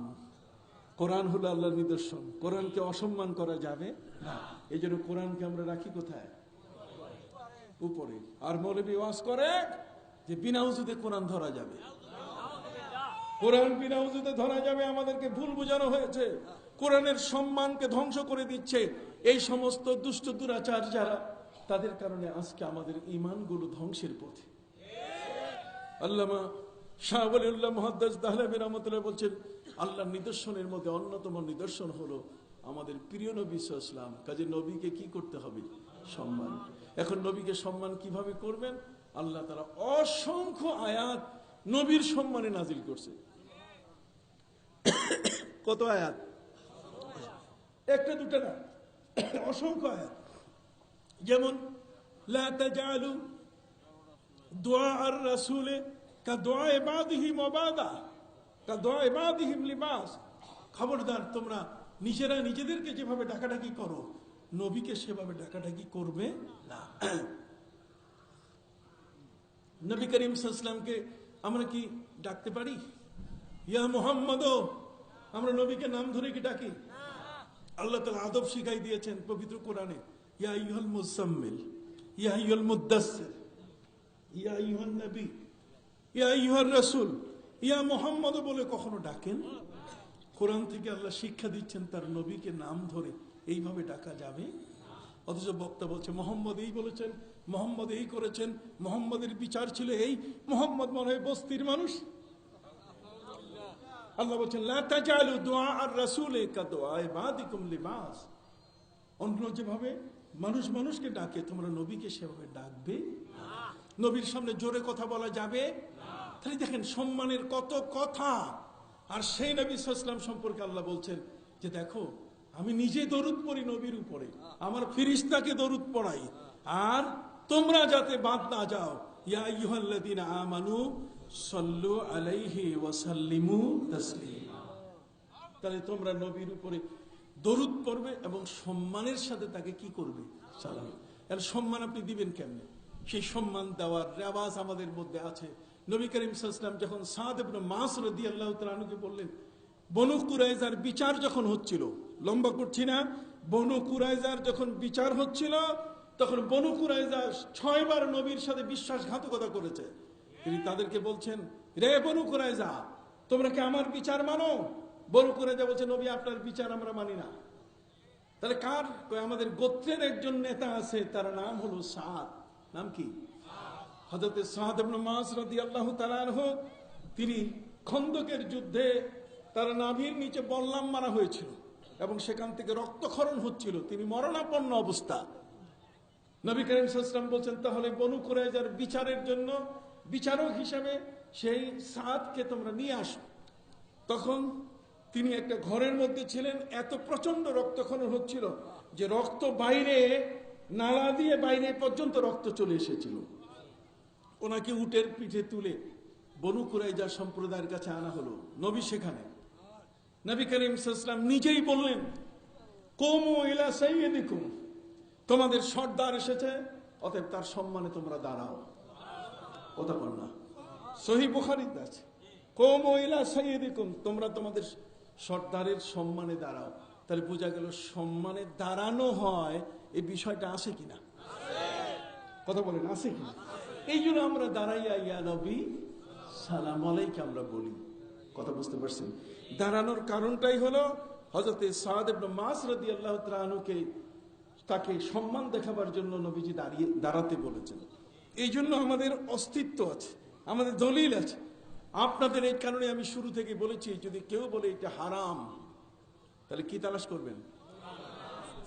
কোরআনের আয়াত আছে কি? জোরে বলেন না। যদি বলে হারাম, তাহলে কি? আর যদি জায়েজ, তাহলে মোবা। এর দলিল লাগে না, মোবার জন্য কোনো দলিল লাগে না, সবগুলোই মোবা, যতক্ষণ পর্যন্ত হাঁসের গোশত নিষেধ হবে না, যতক্ষণ পর্যন্ত ডাক্তার বলবেন যে এই গরুর গোশত আর চিংড়ি মাছ খাওয়া যাবে না, কতক্ষণ না। যখনই এটা না করা হবে, নাটা আসতে হবে কোরআন থেকে, আর হাঁটা বাকি থাকবে সব সময়। কতক্ষণ? যেমন ডিম, ডিমের ব্যাপারে কোরআনের কোন আয়াত আছে? ডিম খাওয়া যাবে কি না কোরআনের কোন দলিল আছে? তো যখন না নাই, তখন ডিম খাওয়া কি জায়েজ। বাকি রক্তের ক্ষেত্রে সেখানে হুররিমাত আলাইকুমুল মাইতাতু ওয়াদ দাম, মৃত লাশ খাওয়া যাবে না এবং রক্ত খাওয়া যাবে না। তাহলে এটা হারাম, রক্ত হারাম, মৃত কি হারাম। তাহলে আমরা বিপদে পড়ে গেছি। তা মাছ তো মরে যায়, মাছ তো মাছ মরে যায়, তাহলে এটা খাওয়া যাবে না। এই জন্যই নবী করিম সাল্লাল্লাহু আলাইহি সাল্লাম তিনি দলিল দিয়ে দিলেন যে উহিল্লাত লাকুম দামান আল কাবিদ ওয়াত তাহাল ওয়া উহিল্লাত লাকুম মাইতাতান আস-সামাক ওয়াল জারাদা। নবীজি বলছেন দুইটা রক্ত তোমাদের জন্য হালাল। কয়টা? একটা হচ্ছে আল কাবিদ ওয়াত তাহাল। কাবিদ মানে কলিজা, আর তাহাল মানে তিল্লি। কত? যে পশুগুলো হালাল, ওই পশুগুলোর ভিতরে কলিজা আছে না, তিল্লি আছে না, এটা হালাল। এটা দুইটা রক্তের দ্বারা নবী এটাকে হালাল ঘোষণা করছে, অতএব এটা হালাল। উহিল্লাত লাকুম মাইতাতান, দুইটা মাছ, দুইটা মৃত তোমাদের জন্য হালাল। একটা হচ্ছে আস-সামাক, মাছ। মাছ যদি মরে যায়, তাহলে সেটা খাওয়া কি হালাল। দেখেন নবী হালালের পদ্ধতি বলে দিয়েছেন। সুবহানাল্লাহ বলেন। হালালের পথটা তিনি কি বলে দিয়ে দিয়েছেন। ঠিক অনুরূপভাবে টিড্ডি, এটা একটা ফড়িং জাতীয়, এটা মিশরে থাকে, মিশরে পাওয়া যায়, আমাদের দেশে নাই। সেটা মরে গেলেও খাওয়া কি আছে জায়েজ আছে। তাহলে আমরা বলতে পারছি যে আজকের প্রিয় নবী সাল্লাল্লাহু আলাইহি ওয়াসাল্লামের সেই রহমতুল আলমিনের পরিধি অনেক বড়। এটা মেম্বার সাহেবের পরিধি হিসাবে, বা পুরো নবী পৃথিবীর জন্য যারা এসছেন তাদের পরিধির চেয়ে আমার নবীর পরিধি কি অনেক বড়। কাজে তার শান, তার মান, এক্ষেত্রে আমরা যেন কখনো নিজেদেরকে যেন পিছিয়ে না রাখি, আমরা সম্মান দেওয়ার চেষ্টা করব। আপনারা সকলে কি রাজি আছেন? আমার কাছে কিছু প্রশ্ন করা হয়েছে, আমি কি উত্তর দিব? দিব উত্তর? সম্মানিত সুধী, আচ্ছা पूछा जा सके इमाम हसन और हुसैन की साहबी। मुझे सवाल किया गया कि इमाम हसन और हुसैन ये साहबी है या नहीं। ইমাম হাসান আর হুসাইন নবীর সাহাবী কিনা। দেখুন নবী করিম সাল্লাল্লাহু আলাইহি ওয়াসাল্লামের সাহাবীর ডিজিগনেশন কি, সাহাবী কাকে বলে? সাহাবী বলে মান রাআ নবিয়ান ওয়া আমানা বিহি ওয়া কামা আলাইহি, যে ব্যক্তি নবীকে দেখেছে, ঈমান এনেছে এবং তার উপরে দায়েম কায়েম ছিল। কাজেই হযরত ইমাম হুসাইন রাদিয়াল্লাহু তাআলা আনহু, ইমাম হাসান তারা বাইতুন নূরে জন্মগ্রহণ করেছেন, নবীর নূরানি ঘরে জন্মগ্রহণ করেছে, বাইতুল ওয়াহিতে, ওহী নাজিল হওয়ার কি ঘরে। এবং ওহী নাজিল হওয়ার ঘরে তারা নবীর সাথে, নবীকে দেখেছেন, নবীর নাতি, তার ঈমান থেকে কখনো বিচ্ছিন্ন হন নাই। অবশ্যই তারা সাহাবী, অবশ্যই সাহাবী, অবশ্যই তারা কি সাহাবী। আমার প্রশ্ন তো ছোট ছিলেন, তো বালেক তো হয় নাই। বালেক রেওয়ায়েতের জন্য বালেক হওয়া দরকার। না না না না না না, আমি বলি ওনার একটা ধারণা। হ্যাঁ, উনি বলছেন যে নবী করিম মানে তার এই দুই নাতি তো সাবালক হয় নাই, এই জায়গায় ওনার ভুল আছে। সাবালক হওয়া না হওয়া এটা রেওয়ায়েতের ক্ষেত্রে, হাদিস পড়ানোর ক্ষেত্রে, তবে সাহাবীর ক্ষেত্রে নয়। যে সাহাবীর ক্ষেত্রে নয়, কথা বুঝতে পারছেন? সাহাবী হওয়ার ক্ষেত্রে সেখানে বয়সের কি নাই, বালাই নাই। একটা বই পাইছি তো আমি ওটা বুঝতে পারি না, সেই জন্য প্রশ্ন। আচ্ছা, মাশাআল্লাহ মাশাআল্লাহ, আশা করি আপনি বুঝতে পারছেন। সম্মানিত শুধু হযরত মুহাম্মদ সাল্লাল্লাহু আলাইহি ওয়াসাল্লাম কিসের তৈরি? কিছু লোক বলে মাটির তৈরি। এটা সঠিক ব্যাখ্যা জানালে উপকৃত হব। পবিত্র কোরআনের মধ্যে আয়াত এসেছে কাদ জাআকুম মিনাল্লাহি নূরুন ওয়া কিতাবুম মুবিন। নূর ওয়া কিতাবুম মুবিন এর ব্যাখ্যায় আল্লামা জালালউদ্দিন সুয়ুতী রাহমাতুল্লাহি আলাইহি তার দুররে মনসুর নামক কিতাবের মধ্যে এবং অসংখ্য মুফাসসির তারা লিখেছেন নূর মানে হুয়া মুহাম্মাদুন সাল্লাল্লাহু আলাইহি ওয়াসাল্লাম। নূর বলতে গেলে নবীজি। আর নবীজি সাল্লাল্লাহু আলাইহি ওয়াসাল্লাম তার সম্পর্কে হযরত জাবের ইবনে আব্দুল্লাহর হাদিস, আমি লন্ডন চ্যানেল আইতে বক্তব্য দিচ্ছি, লন্ডন একটা চ্যানেল আই আছে, তো চ্যানেল আইতে যখন ঢুকতেছি, ঢোকার পরে তারা বলছে যে হুজুর খুব ভেজাল, এখানে আপনাকে প্রশ্ন করতে পারে এই নবী নূরের তৈরি কিনা, আপনি একটা বই নেন। কি বই? উনি আমাকে দিলেন জুজে মফকুত। বইটার নাম কি? জুজে মফকুত। জুজে মফকুত মানে যে অংশটা বই থেকে হারায় গেছে। পৃথিবীর মধ্যে অনেক কিতাবের মধ্যে চালাকি হয়। কি হয়? একটা চালাকির রহস্য ফাঁস করে দিই। গুলজারে সুন্নত একটা কিতাব আছে। এই গুলজারে সুন্নত কিতাবের মধ্যে লেখা ছিল कि शेगाब वाला कुर्ता जितना ही लंबा हो मगर सुन्नत अदा नहीं होगा। কানা ফারা জামা যত বড় লম্বা হোক এতে সুন্নত আদায় হবে না। এটা আশরাফ আলী থানভী সাহেব তার গুলজারে সুন্নতে লিখে গেছে। এখন সুন্নত আদায় হবে না। এখন দেখা যায় যে ওই পন্থী কিছু মানুষ, ওদের তো জামা কি একেবারে কামিজের মতো, মহিদের কামিজ যেরকম ওইরকম একটা উপর থেকে নিচে কি কানা ফালা। এইটা যদি থাকে তাহলে তো বিপদ। এই জন্য পরবর্তী এডিশন ছাপাইতে গিয়ে আমরা বই ছাপাই, তো বই ছাপাইতে গেলে পরবর্তী এডিশন এটা আউট করে দেওয়া যায়। কিছু কিছু লোককে কলঙ্কিত করতে, যেমন সিয়াসিত্তার হাদিসের এই লেখকদেরকে কলঙ্কিত করতে পরবর্তীতে যারা ছাপাইছে তার মধ্যে কিছু মিথ্যা হাদিস ভিতরে ঢুকাই দিছে। কতক্ষণ কিছু মিথ্যা হাদিস ভিতরে কি ঢুকাই দিয়ে বলছে যে এখন উনি জাল হাদিস বর্ণনা করছে, তো জাল হাদিস বর্ণনা করলে উনি আসল মানুষ না। কতক্ষণ এটা সবচেয়ে বেশি করছে নাসিরউদ্দিন আলবানী এবং ইবনে তাইমিয়ার ভক্তরা। এই জন্য আমি আপনাদেরকে বলতে চাই যেটা, সেটা হলো আমাদের প্রিয় নবী সাল্লাল্লাহু আলাইহি ওয়াসাল্লাম নূরের তৈরি কিনা, এই হাদিসখানা হযরত জাবির ইবনে আব্দুল্লাহর এই হাদিসখানা যে কিতাবের মধ্যে ছিল মুসান্নাফে আব্দুর রাজ্জাক, মুসান্নাফে আব্দুর রাজ্জাক, ওরা ওই প্রথম থেকে 50 পৃষ্ঠার মতো সিরিয়া ওটা গায়েব করে ফেলছে। ওই গায়েবের বইটা যার কাছে ছিল এটা মারা যাওয়ার সময় আর কবরে নিয়ে যেতে পারে নাই, মরার সময় আর কবরে নিয়ে যেতে পারে নাই, থুয়ে গেছে। তো থুয়ে যাওয়ার পরে একদল লোক কি আছে দেখি হুজুরের, হুজুরের খুঁজতে যেয়ে দেখে আরে এটা তো সেরা বই, এটা তো মুসান্নাফে আব্দুর রাজ্জাকের কি ওই হারিয়ে যাওয়া অংশটা। কথা কন না, এইটা পরবর্তীতে আবার এডিশন হয়েছে, আবার যোগ হয়েছে। তো পৃথিবীতে কেউ যখন কোনো দলকে অথবা কোনো আকীদা, কোনো বিশ্বাসকে ধ্বংস করতে চায়, তখন তার এই ধরনের বই থেকে আউট করে দেয়, অথবা নতুন কোনো জাল হাদিস যোগ করে ব্যক্তিকে কলঙ্কিত করে। এই জন্য আলেমের দরকার। কি কি দরকার? আলেম। ফাসআলু আহলাজ যিকরি ইন কুনতুম লা তা'লামুন। আমাদের প্রতি কি আপনাদের আস্থা নাই? জোরে বলেন। শর্ষিনার উপরে আপনার আস্থা আছে না? তাহলে যদি আস্থা থাকে, তাহলে এই আস্থা থাকলে এটাকেই ধরে রাখবেন। নতুন কোন মৌলবী এসে 20 টাকার তারাবিকে 8 টাকা বানাচ্ছে, আপনি সেই কথায় যাবেন না। যা হোক, হুজুর ইল্লাল্লাহ জিকির জায়েজ কিনা? শুধু ইল্লাল্লাহ না, না শুধু ইল্লাল্লাহ কেমনে হয়? এখানে লা ইলাহা শব্দ ইস্তিসনা, মুস্তাসনা মিনহু হইতে হবে।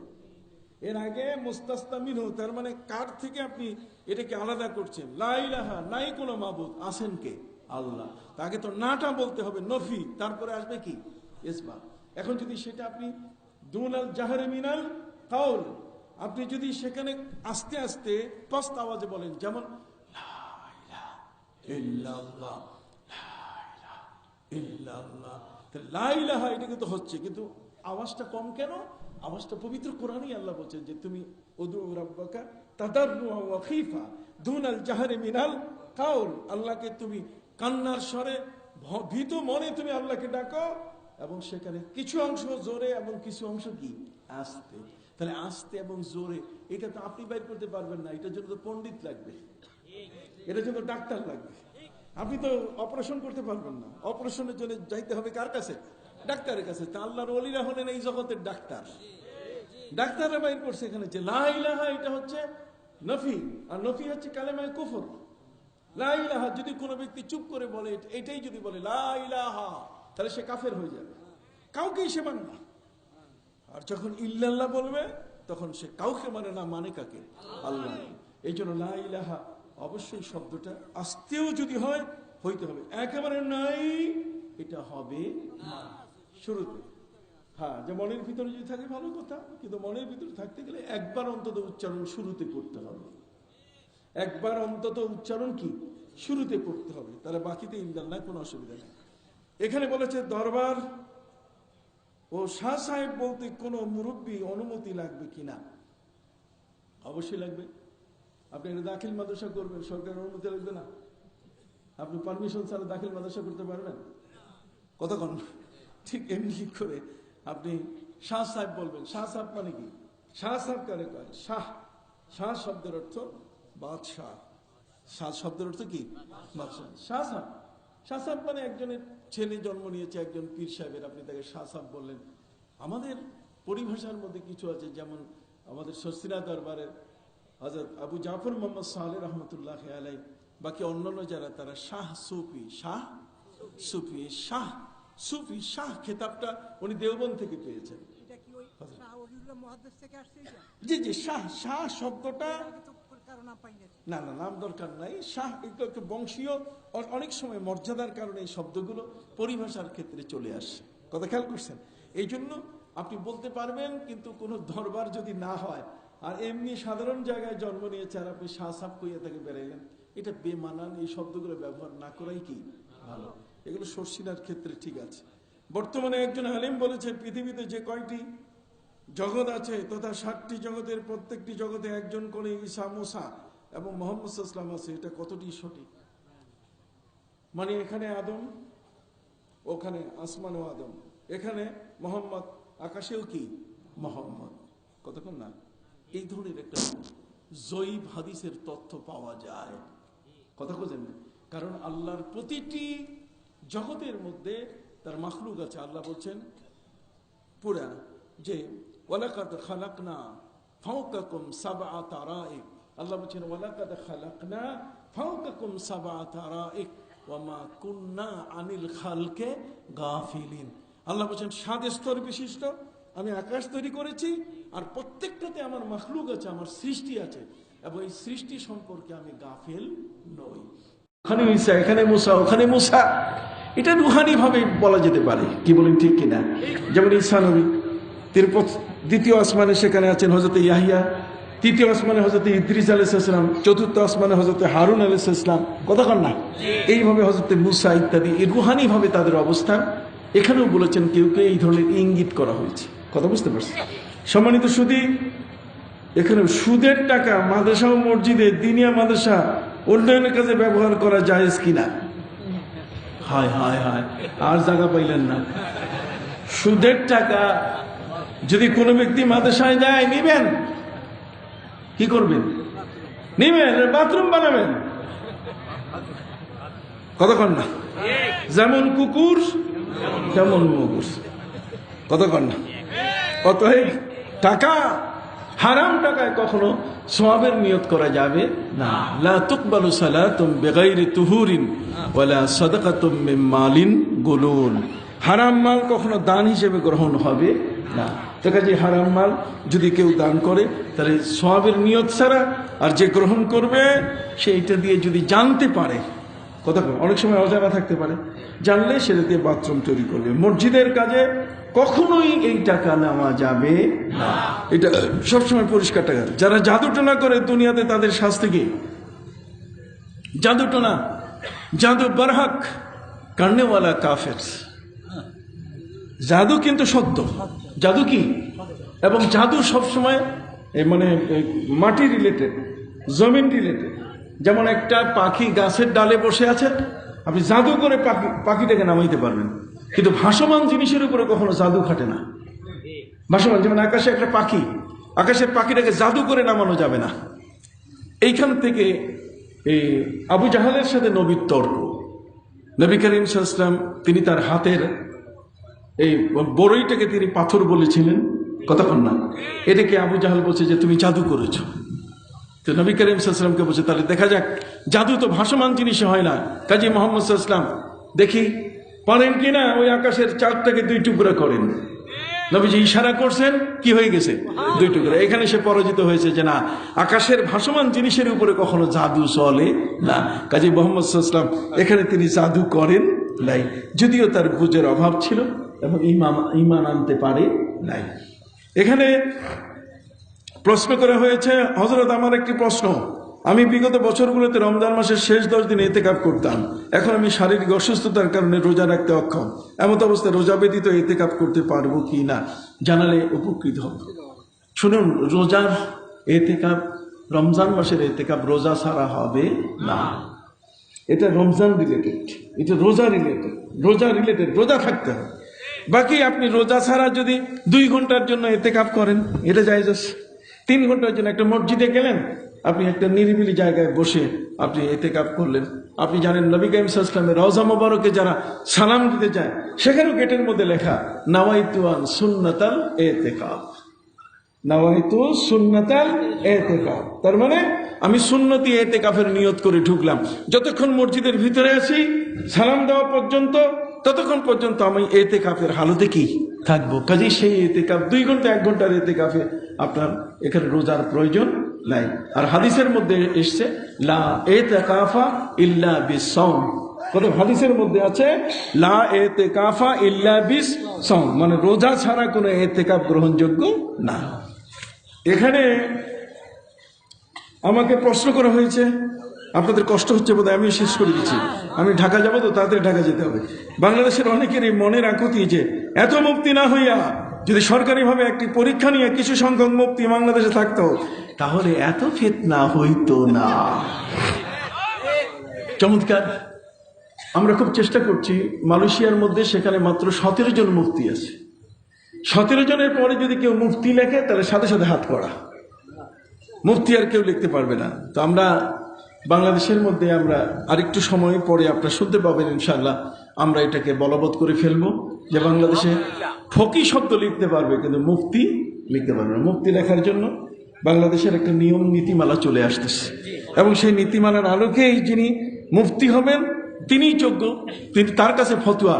আর জানে তার কাছে ফতোয়া আছে, কেউ মুদির দোকানদার সে বলবে মিলাদ নাই, কত রিক্সাওয়ালা বলবে শবে বরাত নাই, এগুলো যেন বলতে না করে। এটা জঘন্যতম ফিতনা। আমরা এই নিয়ে কাজ করতেছি, এটা নিয়ে আমরা কি করতেছি? কাজ করতেছি। আল্লাহ তাআলা আমাদের কাজ করার সুযোগ দেন, সকল বলে আমিন। সম্মানিত শুধু বেয়াদবি ক্ষমা করিবেন জানার জন্য বিভিন্ন নতুন নতুন তফসির কারক হয়েছে, তারা ব্যাখ্যা করছেন। প্রশ্ন, সূরা ইউসুফের তফসিরে বলেছেন যে জুলাইখা দুশ্চরিত্রা মহিলা, এটা কি ঠিক? হযরত ইউসুফ আলাইহিস সালামের সাথে জুলাইখার বিবাহ হয় নাই, এর সঠিক কি? দুশ্চরিত্রা এই শব্দ কিন্তু কোরআনে ব্যবহার হয় বরং সেখানে বলা হয়েছে ইন্না কাইদা কুন্না আজিম, মহিলাদের কৌশল বড় মারাত্মক, মহিলাদেরকে সতর্ক করা হয়েছে। আল্লাহ তাআলা সেখানে তাকে দুশ্চরিত্র ইত্যাদি শব্দ ব্যবহার করতে পারতেন। কোরআন যতটুকু মার্জিন দিয়েছে তার বাইরে কারো যাওয়া উচিত না, এটা অপব্যাখ্যা আমি বলবো, কথা বুঝতে। বাকি সে তো আবেগের বশবর্তী হয়ে একটা ঘটনা, আর সেই ঘটনাটা বড় শিক্ষণীয় ঘটনা। হয়তো ইউসুফ আলাইহিস সালাম তিনি বলছেন লাউলা আর রা বুরহান রাব্বি, যদি সে আল্লাহর নিদর্শন না দেখতো তাহলে কিন্তু এমন একটা কাজে উপনীত হওয়া তার জন্য সহজ ছিল।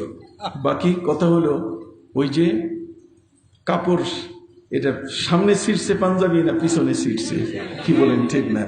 তো এটাকে কেন্দ্র করে আইন আদালতের, সুপ্রিম কোর্ট এবং হাইকোর্টের মধ্যে যারা বিচারক, তাদের সামনে আইনজীবী যে যুক্তি তুলতে পারে তার একটা বৈধ ব্যাখ্যা, আইনজীবীর চাকুরি, আইনজীবীর আইন ব্যবসা যে বৈধ, এটা এই ইউসুফ জুলাইখার ঘটনা থেকে এই বৈধতা আসছে, যে তারা আইন পরীক্ষা করে দেখছে যে আসলে কাপড়টা ছিঁড়ছে সামনে নাকি পিছনে।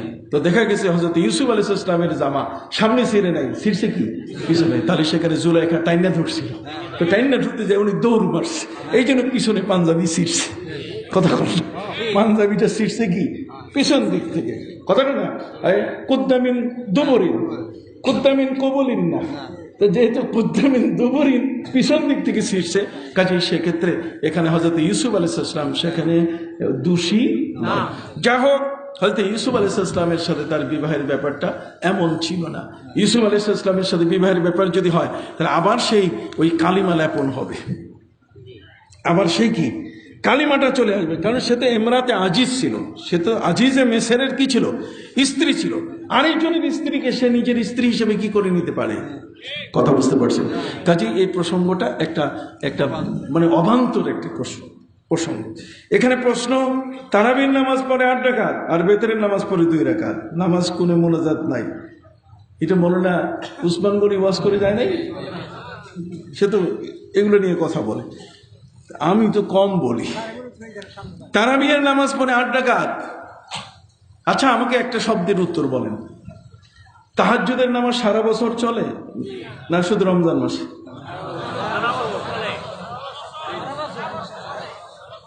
আমি উত্তর জানতে চাচ্ছি, তাহাজ্জুদের নামাজ কি রমজান মাসে চলে না সারা বছর? তাহলে আমরা কি বলবো যে তাহাজ্জুদের নামাজ রমজানেও পড়া যাবে, রমজান ছাড়াও পড়া যাবে। এইটাই হযরত মা আয়েশা রাদিয়াল্লাহু তাআলা বলছেন যে নবী করিম সাল্লাল্লাহু আলাইহি ওয়াসাল্লাম 8 রাকাত নামাজ তিনি পড়েছেন রাত্রবেলায়, রমজান এবং রমজান ছাড়া অন্য সময়। এবং এই বিষয়টাকে ইমাম বুখারীর মতো একজন মেধাবী মানুষ তিনি একটা শিরোনাম টেনেছেন, তাহাজ্জুদ শিরোনাম, যে তাহাজ্জুদের অধ্যায়ে নবী করিম সাল্লাল্লাহু আলাইহি ওয়াসাল্লামের 8 রাকাত নামাজ। আর ওই ডলার খাওয়া মানুষগুলো ওরা বলছে যে না, এখানে নবী করিম সাল্লাল্লাহু আলাইহি ওয়াসাল্লাম তিনি তারাবি পড়ছেন, তো তারাবি পড়লে রমজানে যদি 8 রাকাত হয় তাহলে রমজানের বাইরে কি তারাবি আসে? তাহলে ওরা বাসকে লাইনের উপরে উঠাই দিছে, কতক্ষণ না, বাসকে লাইনের উপরে কি উঠাই দিছে, নৌকাকে লাইনের উপরে উঠাই দিয়েছে, ট্রেনের লাইনে উঠাই দিছে, এটা চলবে? কাজেই হযরত ওমর ফারুক রাদিয়াল্লাহু তাআলা যখন এটা চালু করেন 8 রাকাত নয় 20 রাকাত, তখন লক্ষ লক্ষ সাহাবী বেঁচে ছিলেন। নবীর সাহাবীর সংখ্যা হতে 1,26,000, লক্ষাধিক সাহাবী বেঁচে ছিলেন, তাদের নিয়ে তিনি 20 রাকাত তারাবি পড়ছেন। তাহলে হযরত উমর তিনি ভুল বুঝলেন আর মৌলবী বেশি বুঝলো, কোনটা? হযরত উমর ঠিক আছেন কিনা? অতএব হযরত উমরের সেই বিষয়টি আমরা রাখবো। মিলাদ খেয়াম জায়েজ নাই, এগুলো বেদাত বা হারাম, এটা বলে দিছি, কি বলেন ঠিক না? আর নাই বোধহয় আছে, আর আসেন নবীকে দাঁড়িয়ে সালাম দে ইয়া নবী।